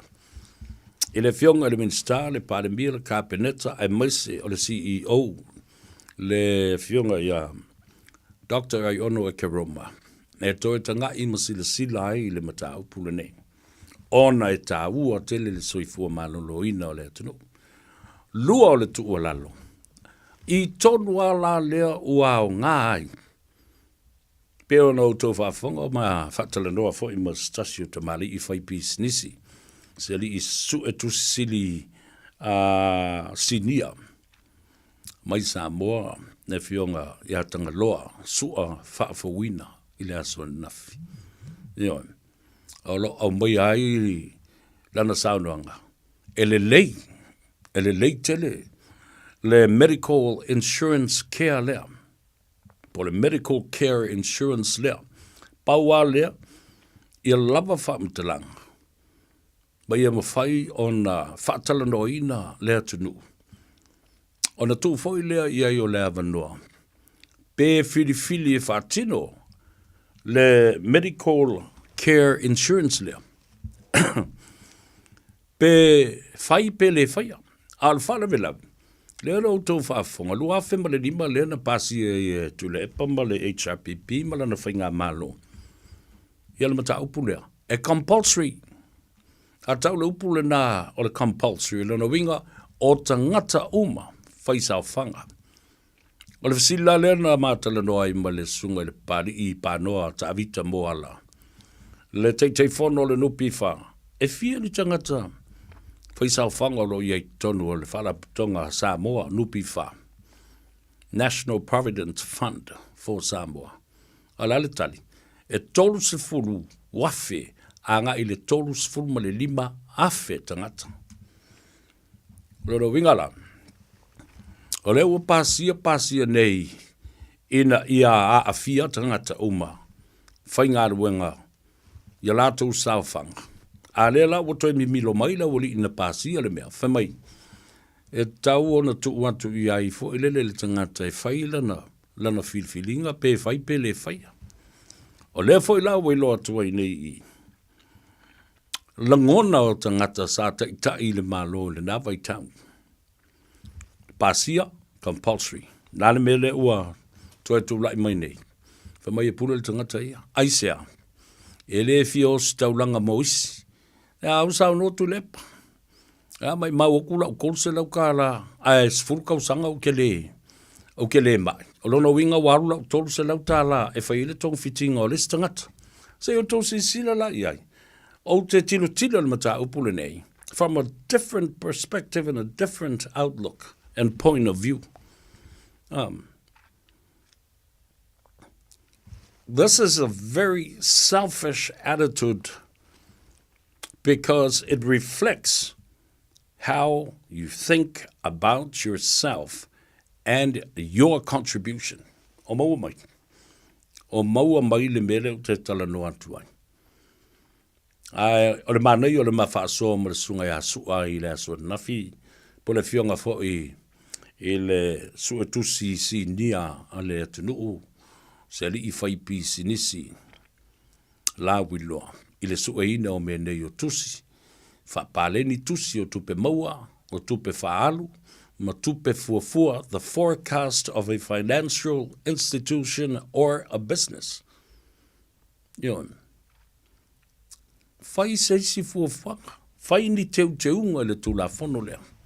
A whai e umaras furutau sanga ua matua lau insurance te tauna iei se vaenga. Po se pasene whaanganga e toi fo I mai le tangata peila o na saunoa ia tu lepa. Io mai maula o kupe lau kolse lau e kongil kausanga pēr wheu ke le mai. Ai ala pēr te ua mai isi o lau whanau. O na o ngā lea, o lau sao I matau. E mai iso ua tali po so ua whawhide po sistanga to lau ainga. Lea ua alu au ngā. Ai a whai e umai fo le sifuru tausanga. Ua matua lau insurance. E tauna iei, ai tele I mai lava. E tauna iei si vaenga. O se pasene ma whai una fo I mai. I le lima o le tangata lea. Manatua, this is medical insurance. E se mai lava I le life insurance pe te ua maliu. Whafosei, ia pe maliu se ngase. Se tangata whai sa whanga sa tutongi. Na mea lea, nea lau te whatu ein. Tau ona toi tilo ma te ngā ima sila. Ai awha pē te tala fo le tātou leina. A wai au ngā ia I tātou uma. Tu so le te nofo I nei. Ai whailau sa whanga I Samoa. Ai mai foi la I nei New Zealand. O le, ma whai ona, kawa mai oe I lau medical insurance le nā mai Samoa. And that's the beauty of it. E te alu e waele specialist I nei. Ai tu tongi mai Samoa. Langa o le tongi atu lau tau se lau I tausanga uma. Laso tali tonunga Samoa. I le tāu o tele. Tāu o tele. Tolu fitu tasilima I va tolu le tānu mera. Pe a whai te fia sāu noa I ele matau pule nā. Tāua. Ke mai ngei ala kongi lau insurance I Samoa. E alu vai lau specialist I nei. E te le tau lele mai o le te nofo I nei. Ma alu ni tupe whapena e mori mai oe. Ao Samoa la. Iale na. The insurance na le kawai oe. Tusape e te le sit seni New Zealand. Ai mawhai ona au mai oe lalo le polokalame le na. O le Medicare Insurance of Samoa. E whai e o tong fitinga. I le atunu nei po Australia, po India, po Ailava. Pe ave fo I fiti. Ie, wai ei ele fo mai no o mai mātala noa. O se tangata ta mai tele. Mai walua ana whale mai. Mai o le mea fo I lea sa tala no mai le la asu e se ava noa ma te whaasoa ai male. Le li fo mai lea. O se tangata lau I loa tele I fiti. Wei fo I lesi ana fo mai la na whale mai I Australia. Ia malana whale mai I India. Le fo I malanga mai I nei. E mawhai o na whaatu sisi ana whale mai. I tono New Zealand. Lea na tawanau mai nei atia. Walo whangia sa vea. Fia tu I atu I le whaitutoa. O le pale mene ma le kāpeneta ma le whainga malo o lo I nei. A misa le fionga le minsta.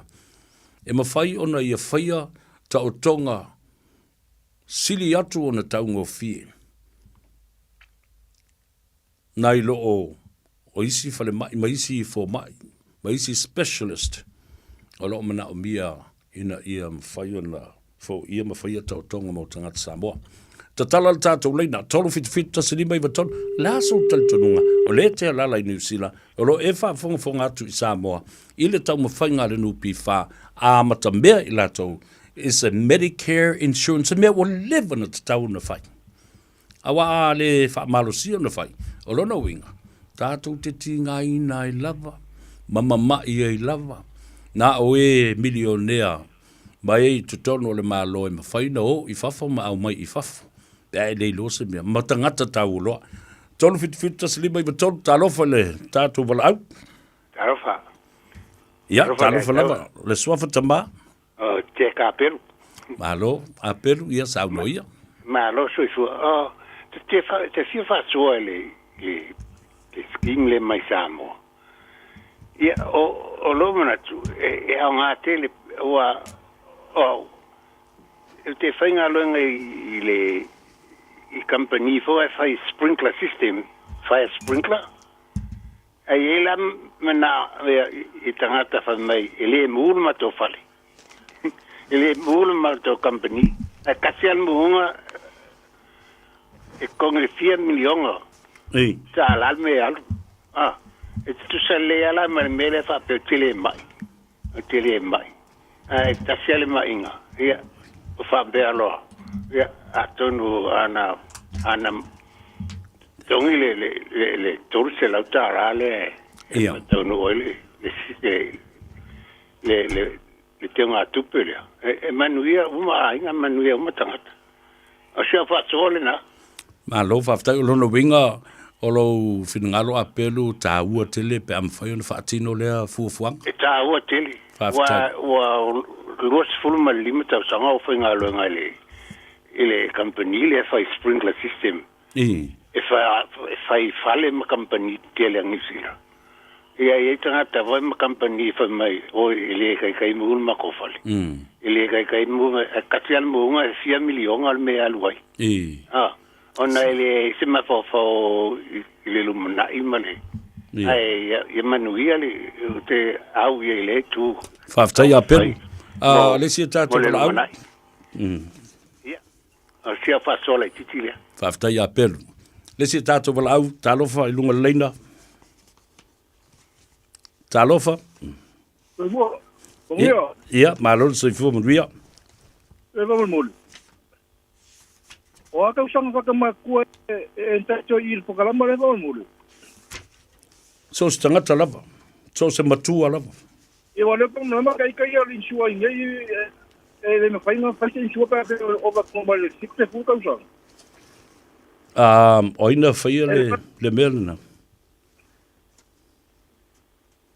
eu falo mo e pode faz mais insua de respect ei esse uma insurance esse uma lava ia company insurance ma lato wa inga ia le foi te fa fonga mai ia ile ma fa talnanga fo imale le uso ya met luatua o ia na se li officer le insurance fai lava na fai ia le insure le tangata wa fit sport sanga le batua te fa mo la sa ia aba pe mo la inga va pe busu ka usano le ka ke ko yere insure en fanga e se me runga va pe mo tu lo fanga kala me ko eba pe a fai le na olo iai lau kon kalate e au dia loa ia ne au tau sanga fa tapula male umi ia ona fai lola ia lea wa matua le insurance your policy has matured ia e la ia inga and provisions in fai una tala I tu se vaenga o le mata upule o le au policy le na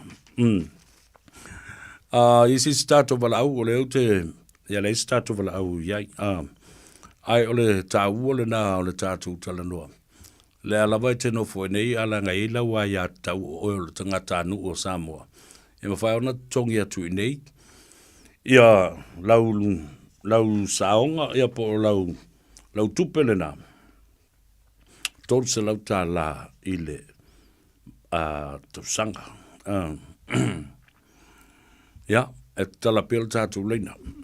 Ia, whai fo i ona, nau sile fia ia lea tunu le tā ua tele. Pa wā lea, o le whai o ni teu ngā le lei. Ai, wa umana pasi le tu lafon. Pa wā lea le me whai, o leu fia i loa po o a fea. E mobilize ai, ia ma whaatino loa. Awa e le isa o ngā e a fo i e pasi ai, ai whaata oto i pe i lea tu lafono. E loa fo i lava i a whainga e teu wai, pe a whaatino mo lo mai se aso e whai. Mai o lau fo i le nā whautuanga le fionga le te fono. Pe fo i lana komiti i a male au whainga alwenga atoa nupi wha. Whaatino loa ni a tātou tustusinga, ia po o ni whainga whawai, ia ma ave loa e lomi ma wha tala noa ma wha lawi loa i lea tunu. Ina ia lātou mālama mai. I le tō wha a le malo e tawala mai i le whaapatunga tupe o le manuia mo lumana i a Samoa po o le nupi wha. Fo i maila utala ma tātou toi asiasi atu i Vanuatu. O le fōlinga mai o si i lunga i a le whainu mera o tangata maali liu i Vanuatu i Port William. Ai toi whatalo whatu le tātou pala au o i lunga leina, tālo whalap. Alo? Ia, alo, se fua.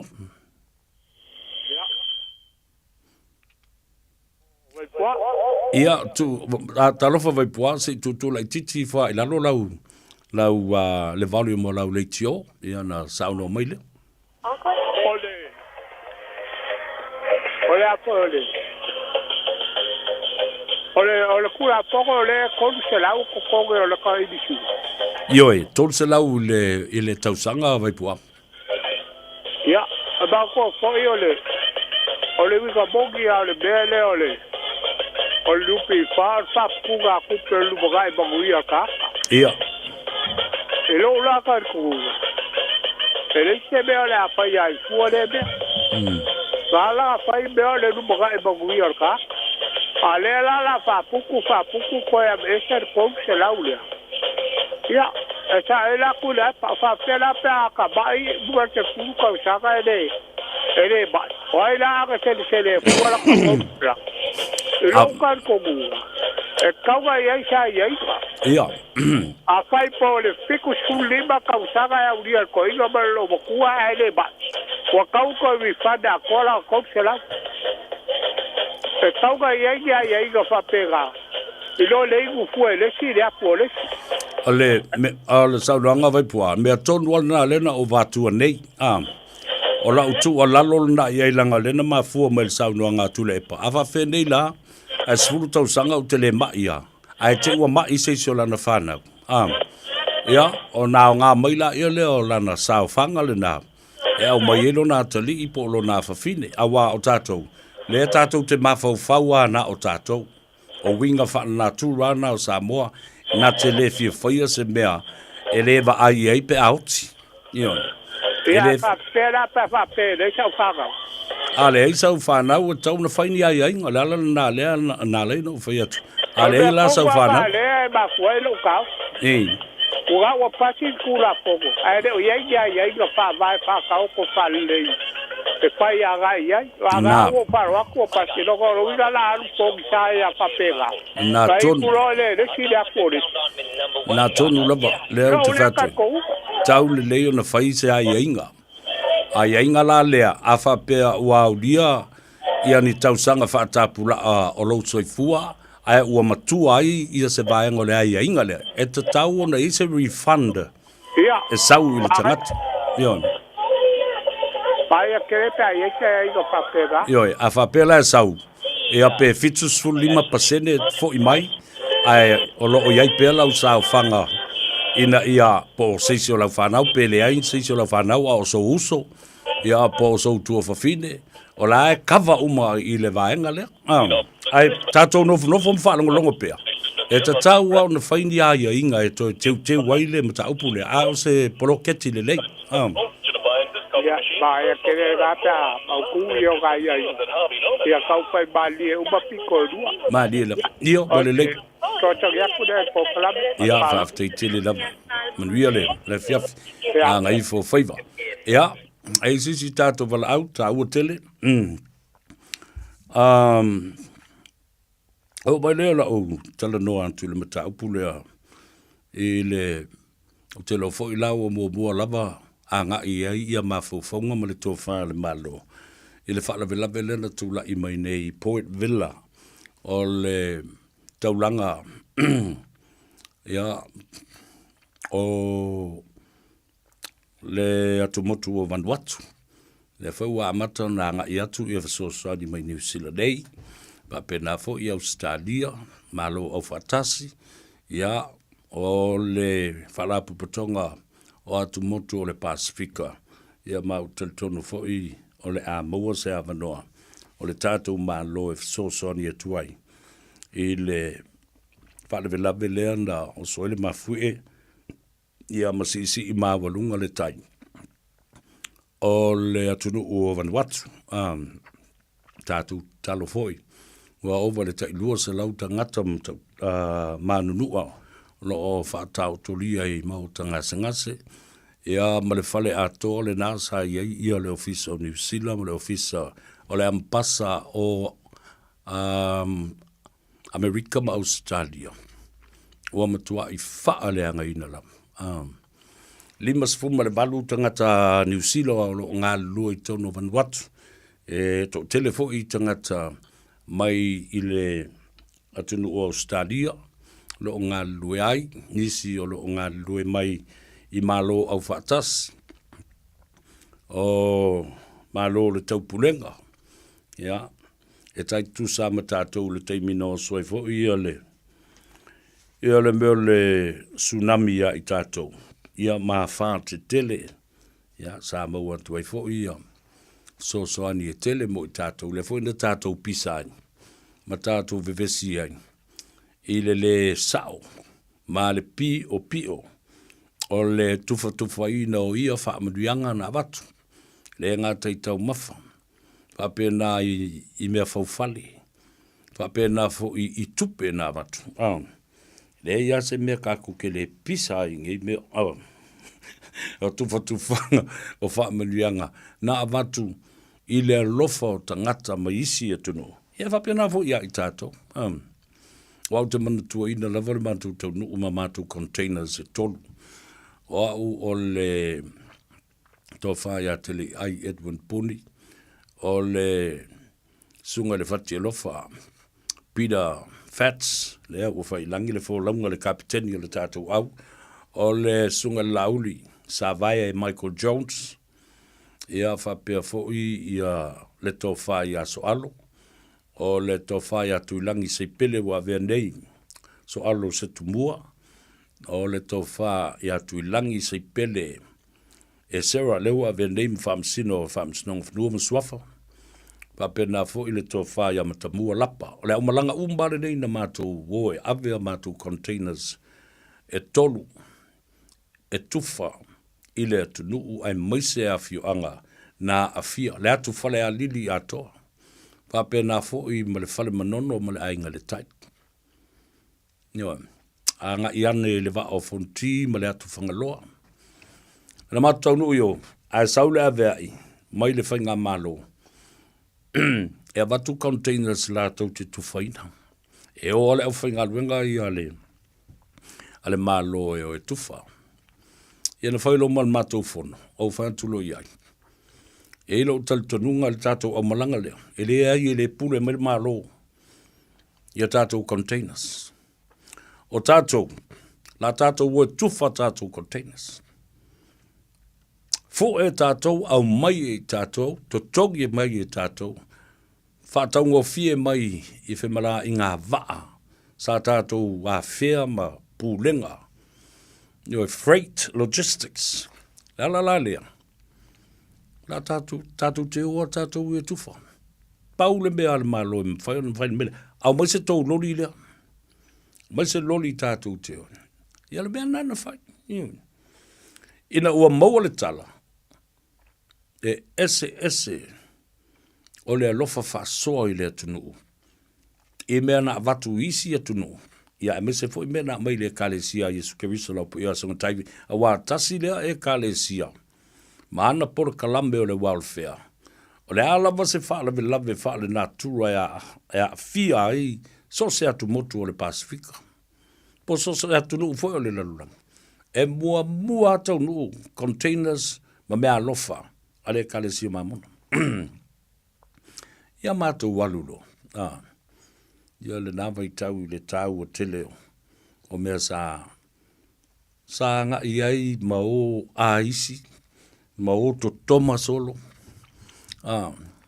tusi aisi solo i company ia au te manatua le afo i le company fai mori wila ia ma le company na mau mai ma ai le warehouse fitu se lau moli o umi fo i lero moli wila e ta iono ma ai e tonu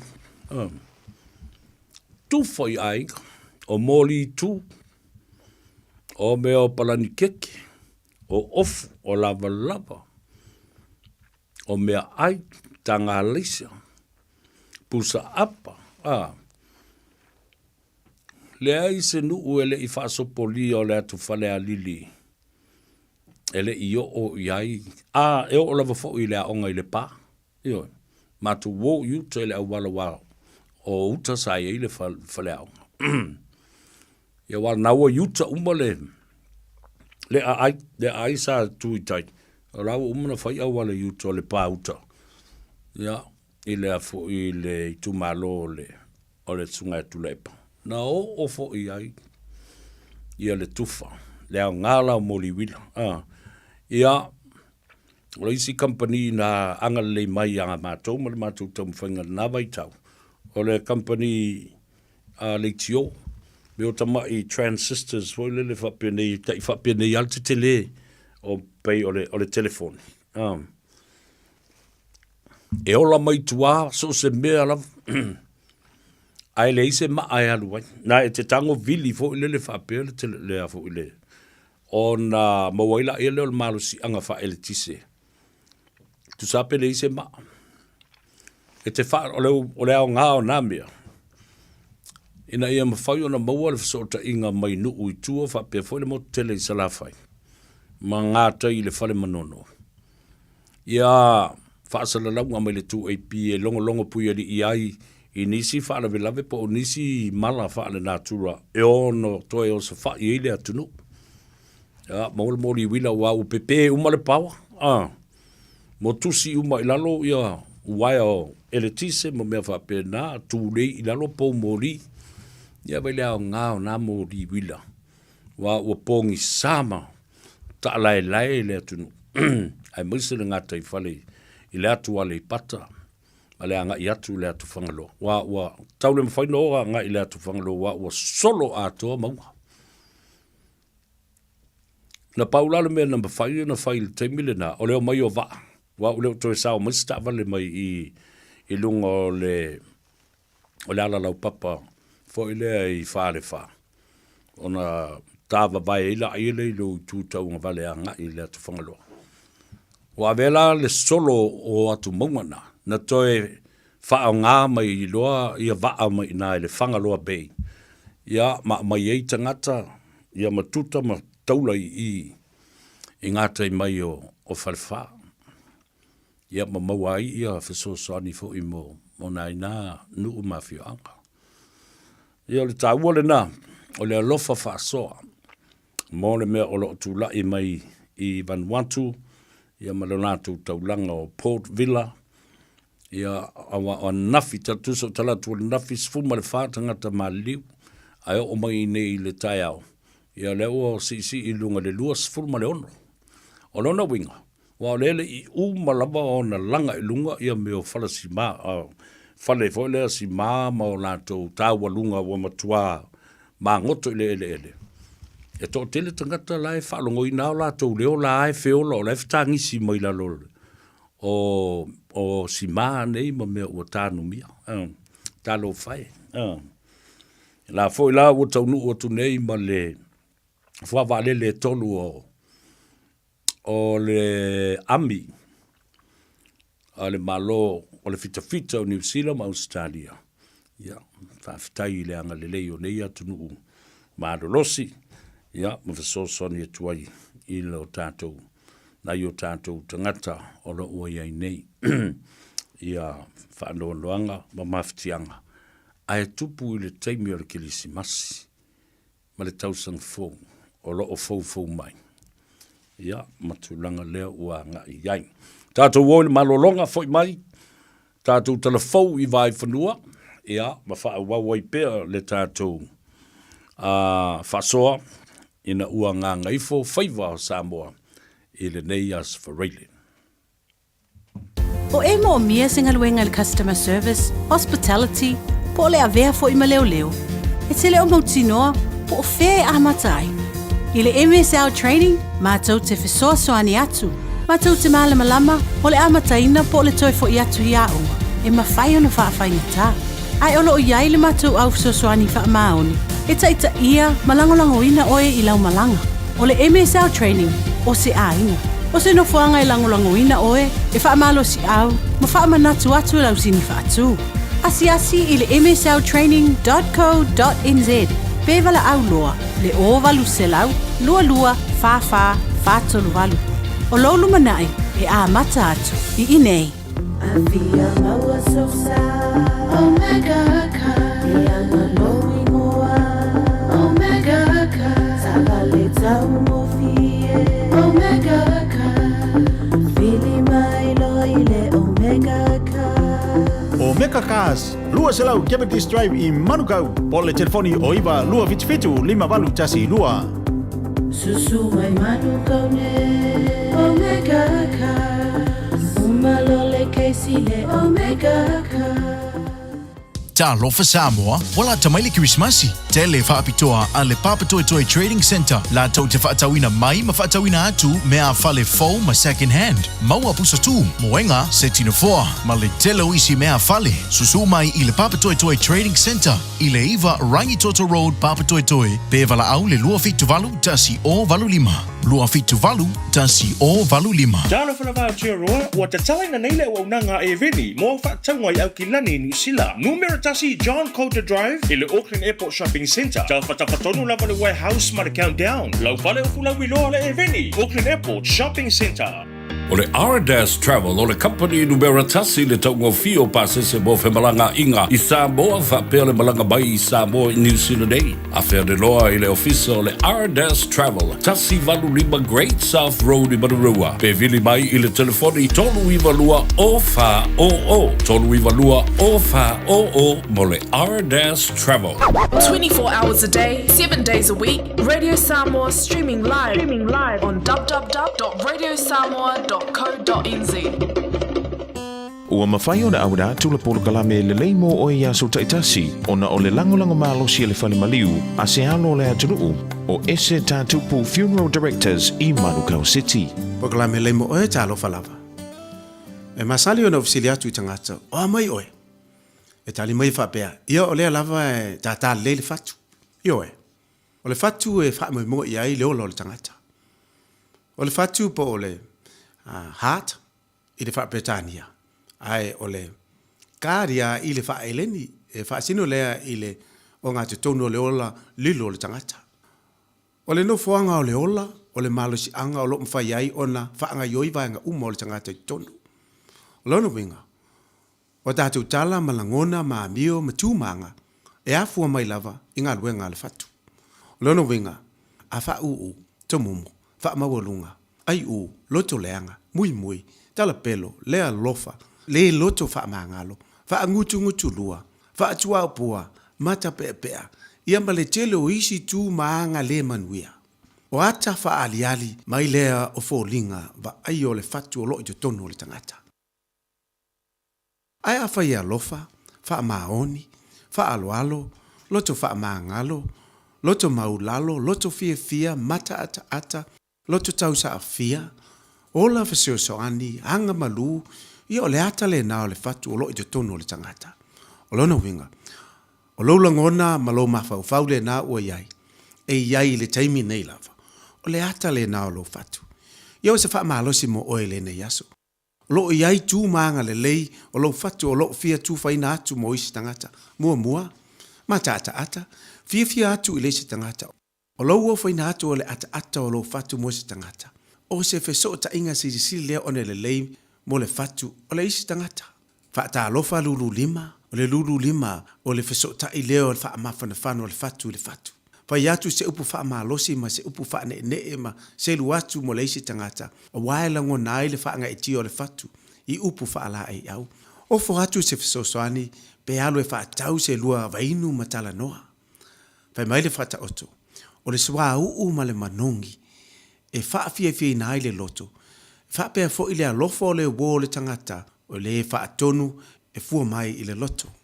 Talia Yesu e avea mau wha aula. O na avea i leo lo fatu ma puna vai o swa uu manongi le lei ai le isi tangata ma mana tua e le lei moe. O le ese tatu pu funeral directors o se fale maliu Samoa o le tali foilea o taimi whengata o na o le malanga al maliu maleoti e mawhai foi o na lato awina atu ma awina mai tino maliu o e pene mai so o se atu nuo lalolangi wala auno le ese tatu pu funeral directors i le lua no lua toru fitu o pea fiu ane ele se fulu malebalu Norman Spencer Drive Manuko City. 24 hours a day, 7 days a week. Radio Samoa streaming live on www.radiosamoa.co.nz.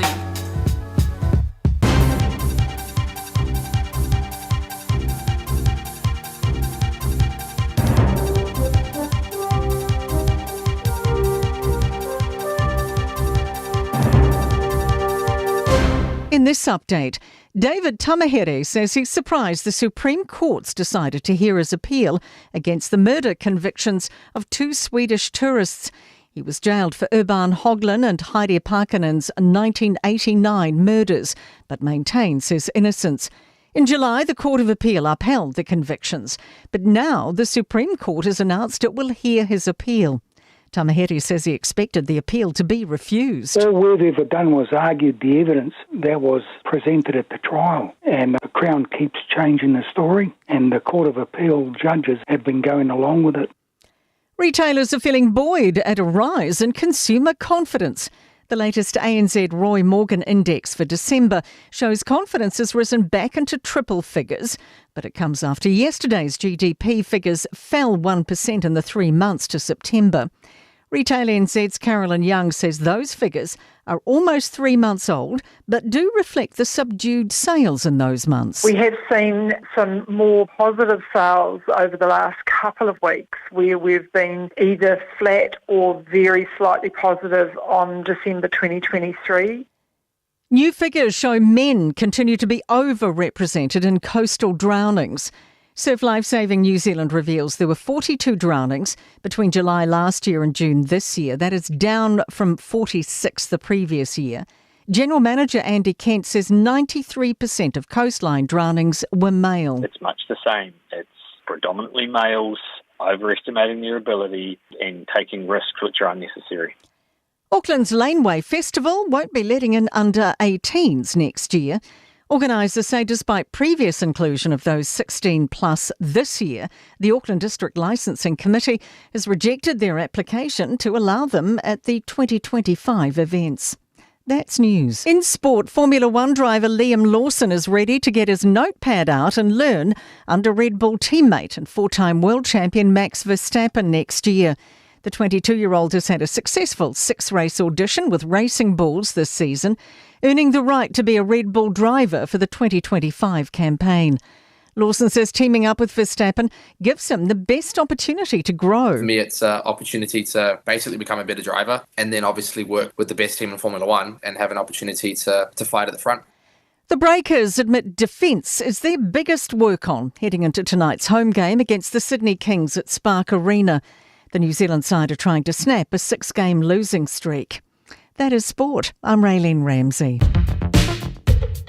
All I hear is Radio Samoa, Radio Samoa, Radio Samoa. Tasilima iwa tolu amo. Radio Samoa, Tasilima iwa kolu amo.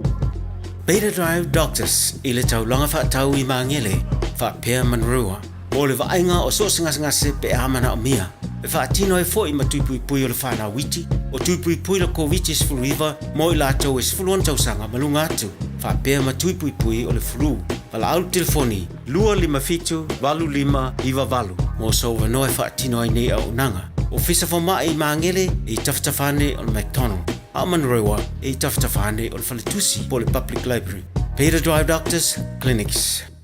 Avia maua sosa Omega Ka Dia maloi moa Omega Ka Sabale tau mofie Omega Ka Fili mai loile Omega Ka Omega Cars Lua selau Diabetes Drive I Manukau po le telefoni o iwa lua fitu 5 tasi lua Susu mai Manukau ne Omega Ka Malole Kesile Omega Ka Talofa Samoa, wala tamaile Christmasi. Tele whaapitoa a le Papatoetoe Trading Center. La tau te whaatawina mai ma whaatawina atu mea whale fau ma second hand. Maua pusa tu, moenga se tino foa. Ma le telo isi mea whale. Susu mai I le Papatoetoe Trading Center. I le iwa Rangitoto Road Papatoetoe. Pe wala au le lua fitu valu tasi o valu lima.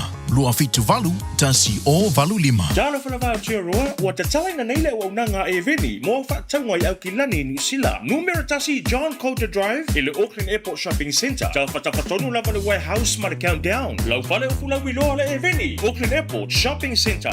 Talofa Samoa, o Ateshna Ryan, o le Licensed Immigration Advisor mo le Auckland South Immigration Consultants. E visosoani mo so se tu ai ngā visa e malanga mai e New Zealand po Australia. Telefoni mai nei loa I le o valu o tasi o no valu whawhitulua. Po le olua tasi o no valu whitulua tolu o. Radio Samoa. Taslima e watolu amo. Ia, toi whatalofa ma le nganga whiwhia ma le nganga whawhtai ia te oe, pa ia maulunga o le tātou tunu, mai se lava fo I le tāpua inga. Ia te utu, te māmatina mātua o le tunu, mā loa whai o le Faiva. Sa utou pō lava le whala, ia ma tāpta puai, leo ma tāu walunga, tiute ma Faiva o le neiva yasu. Ai koe mai fo I kai au? E palu le kako kango avatai au. I le taimi māsani, le tu lais fulma le lua, se ia pa ia le tu lai wha. Po le lima fo I lava pe atatou pisa. E o mai lava I le taimi le nei. Ia la lava e vevesi asa mo I le tala fo I le a le fionga I le. I le I minsta o vaa ngā ruenga te tele, ia wha pia fo I malai valili. Le fionga ia olo. Le a tau a fiti a foa va ai. Ioe. E o ia sao noa. E le mea fo lena matala noa ai. Mai e pisa la wali ia I le malai valili. But that's my airport. Ngangu mo le vingiska. Ko ke pisa fo. Ola le me ko ke pisa I vua. Ola u malai valili. O mea mali a matala mali e. O le nei fo I vai aso e tawa whai ai ia langona. Wrapping up the week and the Friday. It's so fun. Tai au fo I la ia lea tātou talie, ia mai fo I nisi o tātou te tai o lea whatalanoina I le aso a tai au. Wha mai le tala olo. Ia pispisa o fola. Au tu la fonoa ia na pasi le whaka. Na whai fo I e tu le epa la tau ma le la tau vaenga.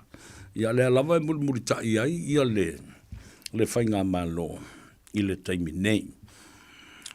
Ono o mai leo lau talanua I le mata upo wa o ana nafi lea stofi whatasi ai ma lea so na o le tasi lava le mata upo lea na lo tea I le whaamsinonga mawalunga.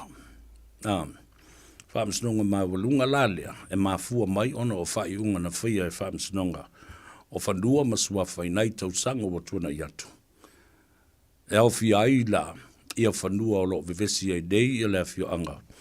O whenga, ia whapea fōi le au waa, matua nai. Ia ma sale I mo, la ua file mūle ma ta upo sale I mo.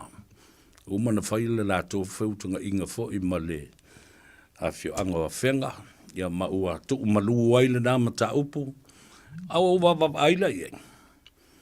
e fiu mea nei o whaamsinonga e whai. Ai, e iai pēr le talitonunga. O le tausinga o le vānu nofo ma le whiamatai. O lo ta oto lava i lima o li ima whaipule o le nuu ma le fio anga whapea fo i le tu malo. O le whanawalawe leo lo tu lai mai le vā o le au vaa whapea fo i a whenga. O i unga o whaamsinonga. Na whaia i lunga o i unga o apili. Ma isi whaamsinonga. Whidau mai a whenga. O le pasol fitu lua tolu. Wa umona whaamatu atu. Ia le au vaa e nonofo ai, ma ngā lurue ai, ma whaia i ātina e. Ma vea mā lātou mea tō tino. O whafo mai la o le pasol lea fitu lua tolu. Lea e whinau mai i a whenga. O lo ua ngā i ai le au vaa. Ua le nonofo i tutonu le fitu lua tolu. A ua ngā lua ina ma tua atu le fitu lua tolu. O le arguments le nā. O le whinau le nā. Le vesi ai nei. Ia le lava i whai mai fo ia le au vaa lātou ia. Le ai mātou te leo soli le tulafono. O le lava mātou te ngā rurue mano nofo i tutono le pasol. Fitu se lau luas fulma le tolu ia eka. Le ana wha matu atu le malo. Tau wala mai le teimi na whatauina ai e si amani. Ia whanua ia e le nāwai tau. Ioe, ia manino le leima tātou mālamalama. A le lau umana mai le iunga le whaamsino ngā pili. Stay of execution, o le winga le upu stay of execution, e le toi ai seisi mea e a ngā i ei le whaamsino ngā. I le lua awhis fulma le walu, lua awhis fulma le iwa, lua awhilus ful tonma, lua awhilus ful wha. Le ala olo o toi pēr. I unga ne o le whaamsinonga na whaia. E le fionga i le li i a whaamsin sili. Sa tiu si mativa peres, e le umana tātou tala noa ai foi. E alana toi foi eila o whaamtalanga. O le mata upu lea na lote anafi. Ma le mata upu lea na lote foi lea so. O le mea la vaitasi. Mana tuala. O le whailo inga muri lea na te atu nei. Lea na whai eifu suanga i to tonu o le mautafono. O i to tonu o le whale whaamsino.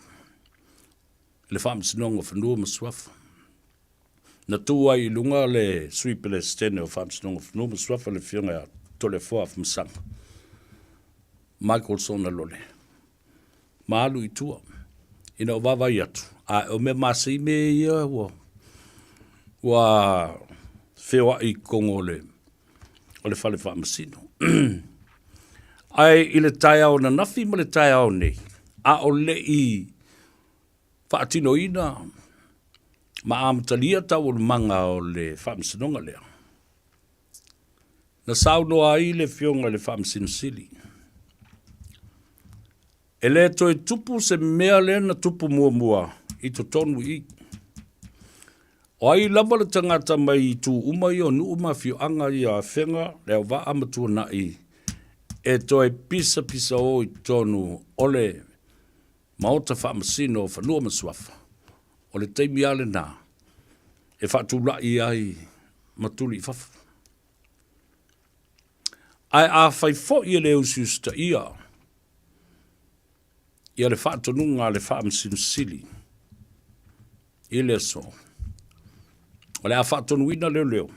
E a mai a vatul tangata lea, loka loe le potu tau fia ma le sela a le whaamsinonga whanua maswafa i muli nu ulawa. O le mea tā uola, e le aise ve singa na tula i mai tono le mea lea. A o le mea moni lava. Ia ta tauna ta loka umatangata ia na pisa i le whaamsinonga le na te atu. O le talo sanga la lea na lo tea i le so, ale afio anga leo va. O lo ta uai, le mea ta o le soli o le tula fono ma fai unga na tu i natu e le whaamsinonga i a whenga. Tu lo tau langi, sa ngau fule aimbale, ma ngana i tula fale. Apea fo ina mamalu tui sa mau. Sunga fata maulolo. Tu i o le ngato i tele. Mamalu ya te oe tui sa mau. Mo lo lua sa tau tei lua po lo lua tu mua tau tei lua. Male au matanga. Ia whapena fo i le fio anga le wa. Mai atu ia le la fio la inga sa tuala. Le sa oli i malona fale sefulu. Whapea fo i le fio o sa la malona fale vale. Pui le launga te banga mwai fale ma le malu ya sa mulianga. O le polo inga lena mai nei mua e le fionga i le whamsinosili. Ina ia tau fia ai a whenga. Mai i le toe whai o seisi ngā ruenga. Whafonga lei, lua, ma le toe whaatū lai e se ina o a inga. Lea olo i lunga whanua ia o lo o pisa ai nei ma whapea whenga o ele whasino ia whata maulolo. Ma lea fio anga o whenga. Ala mena tupu. Ne toi whai foi i malesi whai unga ia lea waa. Awane i toi whai se si ngā ruenga fau. Awa foi ne i toi tuto ina se talo, se ulu, se niu, so se taamu, po lea lava se mea. Nā o nou tau no nofo lava. Ma tau si le file mu. Ai ei lal ma tau pu fau leo o tau nu uloa i le whaamsinonga. Ua toi atu fo i mamoli mawina e pei ona iai ia whaamaoninga o mea o tupu. O le salalo i lalo o la au, o atinae, o mea uma whapena, o le eli o le palpala, o le ele matanu o tuai, whaaleanga luma whale o mea uma lo iai i ainga leo maa. Leala, ua wanoa i nei ia leo waa, e whai le lato su, whaale tu la whono, whaasino i le contempt of court, o le winga le nā upuna ua malama lama le tunu utaluana tātu utaladoa i le whaavae ma mea sa tupu mai le luafe, luasifun matasi o mai le teimi nei. I ngase a malo i upu whai o le tunu le nā vaitau na tātu wo o ai lava i mata upu nei contempt of court, contempt of parliament, contempt o leusus tai. O le leusus tai, o le amana ia, o se tula fono wa umona whaata oto, po se polo inga wa umona au maia. E le whaamsino sili, o le whaamsinonga mawulunga, po o le pelestene, po o le sui pelestene, o le whaamsinonga whanua maswafa. Wa uto si sila la, wa le mawhai, ma watu ina tuai e le pelestene, ma le sui pelestene, ma le mamalu o whaatonu, ma whaamsino, o le whaamsinonga whanua maswafa. Pasi sa o le polo ilunga, i le whaamsinonga mawalunga. Ma le whaamsino sili. Ia si mativa perese. Nea la, ua mai nei le saunoanga. O le whinaunga lena whai nei e whenga. Ina ia whaase tua ngaru ia le a whionga i le whaamsino sili. Te ena. Toi mai malesi whai unga. I le talu sang lava a whenga. Te ena foi. Ia la walo lo le au wa. Whaulu le lato tangi ma le su ina ia mai se polo inga. Whaasanga i se whaasalanga. Ole contempt of court. Whaale ole whaale mafufau, whaale mingao, le usta ia. Ia le polo inga na whaia mua mua. Le mea lana le uta oto ia i le so. E leo wātua se whamtalanga le dei ona manatu whapea e au ia le au wāpe au ia whenga. O le tiu te lava ia man matawhi yoyolo whatino i le so e le atou se whea. Momoli atu i o luma. Na ia e manino ai ma malama lama. I le mea o ta onto iai ele i au maia la se aso. O le a whatu langai. Ia le tō lau wina. O le unga le whamsinonga le nei. Ia, o mea tā ua nā e tātou te nofo ma mafau iai. Ai lo lava tali tununga. E o mai lava kilisi masi ma le tausanga fau. Ele uma lava bevesi o lo tūlai mai. O le tatalo sia, ina ia maua le file mu. Ma whātātia ma tā upu nei. I vāo a fiu anga nei. O nei masa le toto. Aua ne i solia le vātapuia. Ina ne i whai ane kilisi masi. Ma le whamna tuina o le soifua mai o le pepe o le whaolatanga. E mafua ai o na maua le loto whamangalo ma le loto file mu. A lea e pās pānga ia ma mea i e whai. Ia le talo le nā. Ina ia ulu muta whalau. Musumusunga le anganga pa ia i loto ma fina ngalo. Ma no whale ai a sātu ia maa. I tula o i tu malo nei. Tanga im silsila i le saunga le mu o whanau. Tupulanga o manuia o le nu, Malaysia nu. Ai whela mata i lapa. Ia. E pe o le se vai bainga le nā ma le tu o lalo. I whaafonga mai fo i o le tātou o tunu o lo alala ma papa au i New Zealand ei. Ia maisi a tunu o le lalo langi. Awa o lai whaalongo umba mai lapa. Ia. Le ia maua le file mu le vai tau. O le whanau mai o lea. O le pepe o le file mu. O le pepe o le whao le tanga. Ai tātou vivesi ai. E le mana o mia e i tātou. Ia mea whapea. O le aswa tai au tātou te toi tala noa ai fo i to finga ia na whaatino i le aso lua i le fono au i na uausu. Le fono o le palimene ma le fono o Samoa i te whau. E pei ona ta oto mai ai ia le fionga i le tamba ainga i atua o toi fo i le nafo o le fono o sui tau fia. Whapena fo i le ulu fale mai o le sunga i le mari toa papari i moli le lua, mari toa. Ia ma le filifilia ma i ai o le papa, le fionga i le la ulu. Tia, mapusone, mapusua. Nā le tua inga whaatulangana. O le ai ai. Na tau walunga tuai lea o se mawhauwhaunga ma se manatu whapea. O le poto. O le mala malama le nāma suesue. I mea moni sa tutupu. Knowledge is knowing the facts.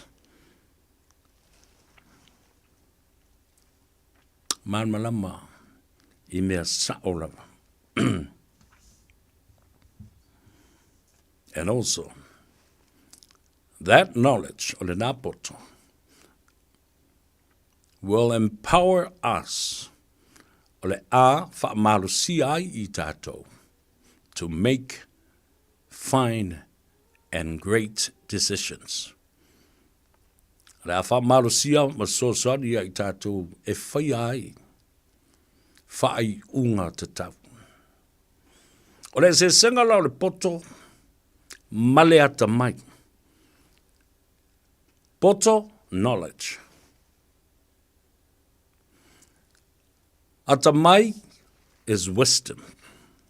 Nā le tau o le upula.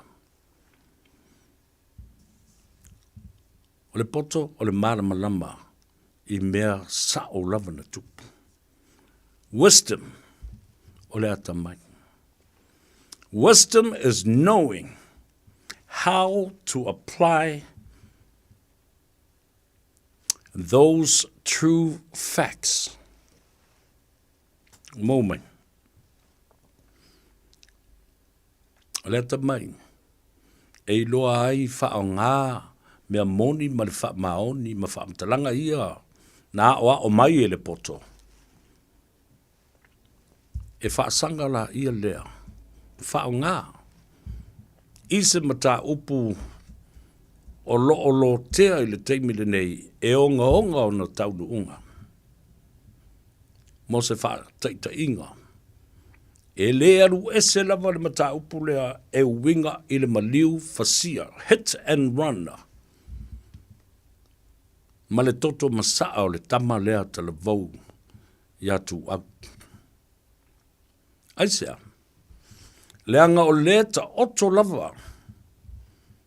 Le mata upu e le ilo tea a ua uma o na lau manu ia. O uma foi o na fofola mai le fala o le tula fono. I le aso e whaatino ai. Ao whaamtalanga, ma mea ia tula i mai le teimile nei. E onga onga. E onga onga. O loo whaafitia e se tasi. O loo lau munu ia o na ingoa mai lava le amatanga. I le komisina sa iei mua ia fui awa i lili. O tala fau i vai whanua le TV tasi. O loo iai se whai pule. O loo lau manu ia ai le ingoa ma afia i tua inga whaasanga le maliu o le tamalea. Ai ala na utoe au mai ala mata upulea. Nanga le mau le lei wha mau maunga. O le wha tala no ina o le sunga ya limondi. You are still innocent until proven guilty within the court of law.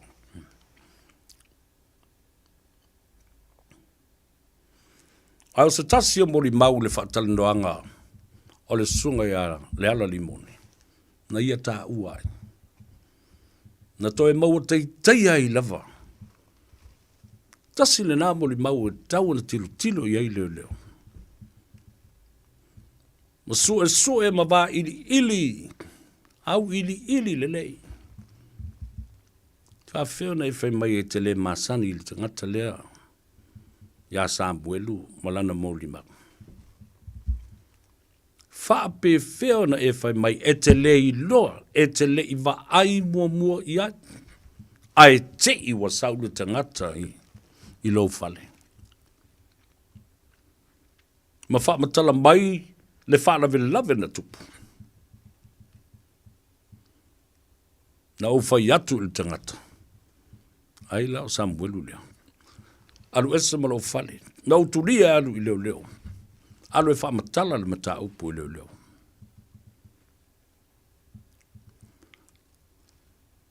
Matau mai lava i leala. O lo i wha maoninga i a la tala ma la sota inga. O lo wha a mau wina i lana telefoni. Wha whonga na Samoa. How can you do that?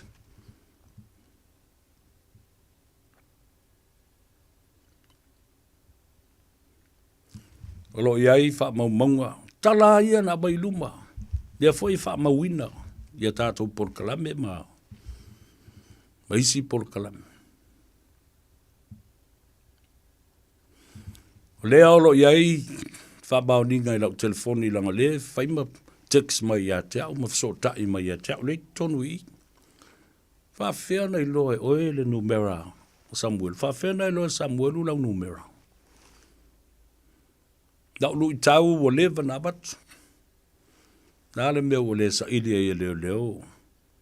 Pou e lua le Digicel, ma le Vodafone, le nale tū le lei i nā, i le mea na tupu o ili whalavela. Au mai i lalo wha maunga nā. Ai, o mai le teimile nei. O lo ta oto ai pe i nā. Nā le mea o le whai ai, ena matanga aruenga o leo. Sa i li linga mai whao ngā aile baenga o le tūla whono. Whinaunga. Ina ia maua lea mi o tono. Subpoena. From the courts. E mai le whatananga. Mai le whamasino. E o ai e so e tangata, e o na ia pou ia. Le pou o le Digicel, ma le pou o le Vodafone. Ina ia au mai, lalo wha maumonga. A wao i nae mo waile tangata, i lana numera le maulunga i. O le taimi, ma le aso, ma na whai e le telefoni. A o whea le na tūtū waile tangata. It will place you exactly at the location when the incident, the hit and run, happened. Maua mai. Nāle me o le whai ai se fusipa. Pe a whai mai e pepelo Samuelu, a whai mai Samuelu pepelo fo ia le ala la tau ia. Ai le fusipa ua su e ai le sao le tangata lo tau tala sao. Lie detector test. E reo mau i Samoa, ia nā equipments ma nā mea whaingaruanga e whātino i le mea lea. Nā la le mea o tātou nofo ai, ma tau fiofi ma mau i nei mea. Pe a whai ua manatu e sa ili lea mi o tonu au le io o le kilisimasi ma le tautanga fō. Ia langa nau ma le whātulanga, le māsino mea.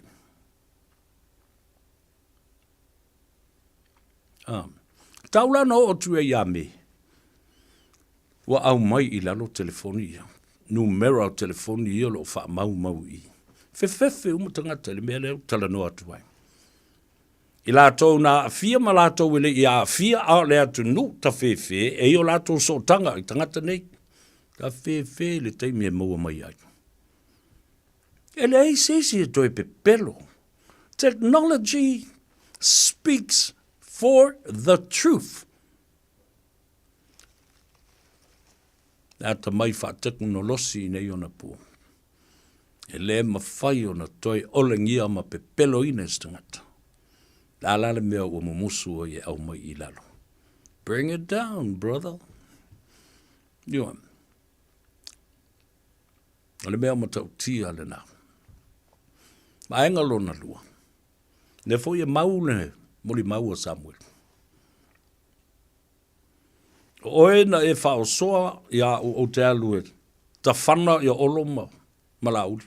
O le wali i o le anga i le whainga malo. O pa ua i le whainga malo. Ale hero pipi. Lua no whanga na tu e whai ai. O i le mea sa whai i tālo sanga. To e tau mai malisi no whanga. E alu iei o le poto ai nā ia le malo le whatutua i le to Samoa ua tasi nā te i tau mea sina. Wha pe whea. Ale whisili ne nā. How does someone like Sam have that kind of information? Whawhewhewhea. O na o i le mawhauwhau, le ngutu, ma le whatu, na wha leo mai ai, i le whaatonunga lea. Somebody else said this. E il tangata na whaia le upu. Oi, iana nā.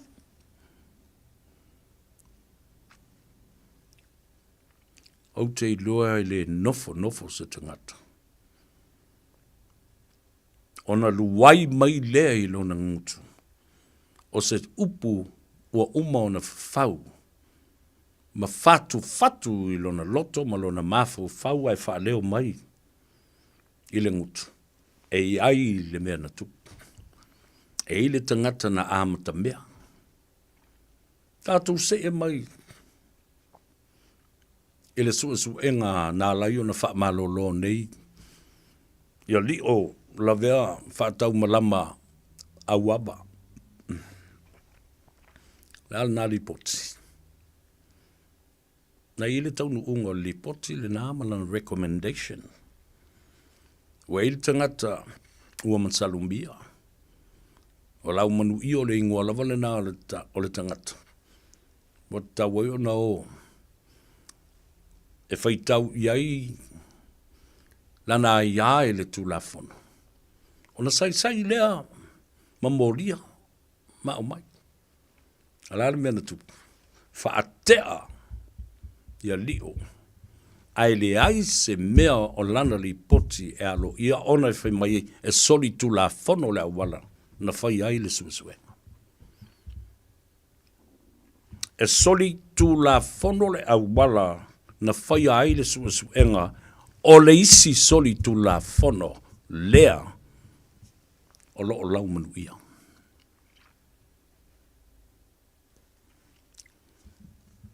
Ona tā walunga ai lea o lau pole kalambe le mata upule nei. E leo soa whaasala lau ia Canada. Mai mereponi manana pole kalambe. A malulu atu foi o te le whaingoina. Ia suafa o nuu mawhio anga ma ainga. Whaaloalo iei. A ole mea le te lua whaiso oa ma le tangata le nae suafa ia mawake. Po o le tangata i ngoia Andrew. O le au ala wa toi whai atu fo ia o lua le. E ala ona o matua i o wofo le mata upule nei. O lea wa tangia i le wha maua lunga le mingau ma le wha alo alo o le tamba lea o kanata. Wo tau sila sila iai. Wo sopolangi. Wo si i le tā.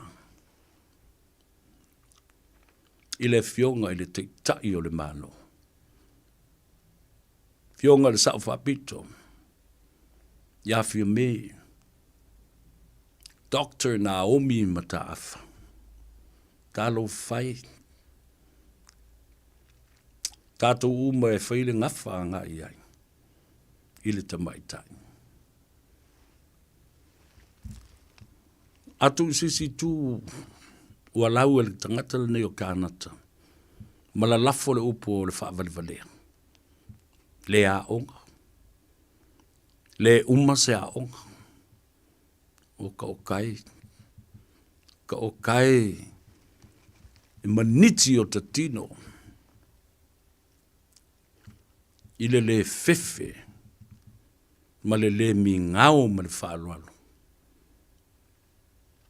O le fionga le tamaitai paramia.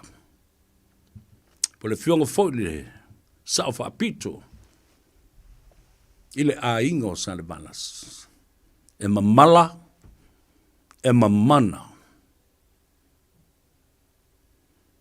O lo whaafafonga ma tāpuai mauli ma itu ma i la mutu. O a inga. Alafa lafa foi tuna. O le tui atua. Yo. E matautia. Lau o le pare mia e le umalana onga. Fe. A o oe la le vale leo Andrew Mowake. E te tau tala mai le ngafa o le ainga sa le valasi. O mana o tala i a te oe. Stangata le tala no atu. Ainga sa stangata le tala no atu. I le tu e tau whawhala ina le whala o lai si la fia uma e le tanu. Stama masteine le nei ma le ainga sa si tangata. Le ainga sa sita. E se po ino lātou whaavai te tonu. O le tātou nu umale tu malo. A le te whai mai, ma e claim o oe o le tama, o le ele o salebalas, la me tā puni elo ngutu, ai te le tau tala i apulotu, i a Canada. Whea la sau pui puinga, o le fionga le tamai tai pārimia, ma le sao whapitu.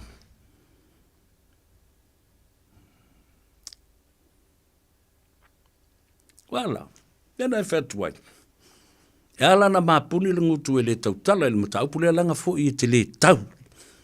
E loa i e tangata. E le aile aile oise, tama salevalas. E le iso fatu ma so wate te pui pui ai i le fionga te mai tai pārimia. Ai te lua va lua.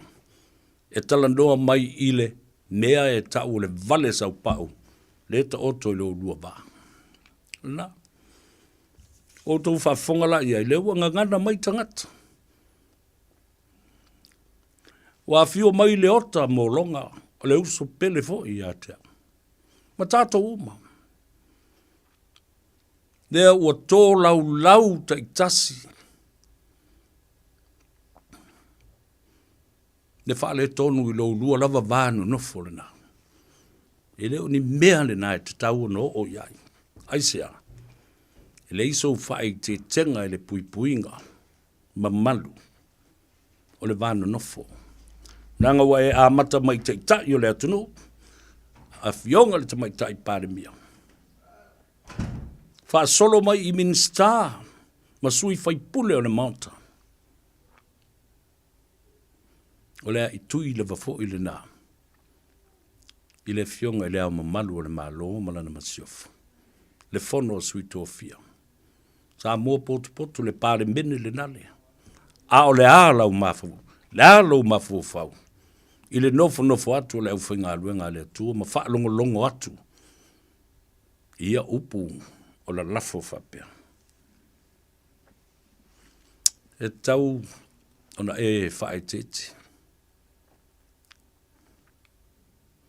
Mai te tau foi, ona e whaato ese i le fionga le sa whapito.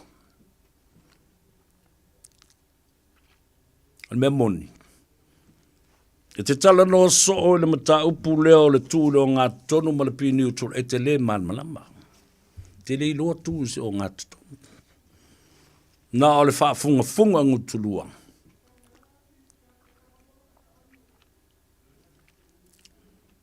Ma le lei loa pe e te vevela pe e te maaliti. Yo. A whai e te manatu. E tausi le vale lei. Ona e file mula i leo. Yo. Te oso mai lunga e ta lepe le vale lei o le atunu. Ai te le mafufau. Alo e whai wha le leilo wainga ma toi wha ma popo le leilo wainga. O le alofa atu i mata o lo tua fine. Ia au mua to wha. Malo mātou a inga e to a tele o lo whalongolonga mai. E sila fia le leo sa veo le malu a papa i ato. Ia o lewa na fia tango lima tangata i ato. Ala fifefe o tangata i ato. Tupsa o lewa watu. Wai te malama le lei. I le tā vānu no fuai ma tātou ma le pui puinga o oe. A o e iai i New Zealand. Nā whatu tofo la a malau fia ula le nā malau kamal ngale. Ia o. Oi whai a sei whai. Alo wha mai lea tua vai lua tusa so tātou manuia. Ma ngalo fo i se leo le au nei le a tau sa vea leo lua i ali. Se yuli so alo le nei. Whamanui atu lea tenu.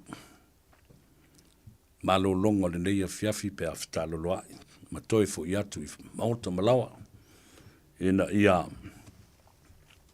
whaatafa e lea tua ni pe au langa vale. Ia tau nuu. Saunga le mbu. Maua se tau mawhtanga mata ngō fie i tali ngā sua. Ia whapena fau i le tūlanga o si ngā taulanga ma whai ngā noto le whiawhi. Nei tātou whitau i le tāno awa i le asua tai au. Pati le tātou awa tau mawha mori ipo le tai au. Ai alofa tele mo oe. Ta mamtina mātua ma le au whai ngā luenga ma lo le atunu. Ma mau ni lau mea toli il savit. Mau fo ini ngase mani whaatafa.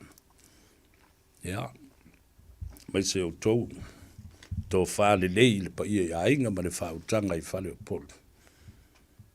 Manuia fo i le alo atu i tā whaonga ma e vanga i la whiawhia nā nei. O sau seu si ufanua o le ave pasi i le whiawhile nei. E mo moli ai o tau le taoli tu la e se fulu. La wha umara pese, tātou wheilua i le asua tai au. Wha soifu ia. Ia, e oai ni ngalo i ate oe. Ia, sau ticket o le aso mafua, le aso musfu ma le tonu le nā. O December, le mauta o Samoa le tau le tu lai fa, o le tātou whenua inga le nā. Tau ma mafa, ma whei, ma fia, ma sisiva, ai pese ma fia le atau sa vea tau walunga iai, ngā luenga ale whono fofoutua i le native sana. Mafutana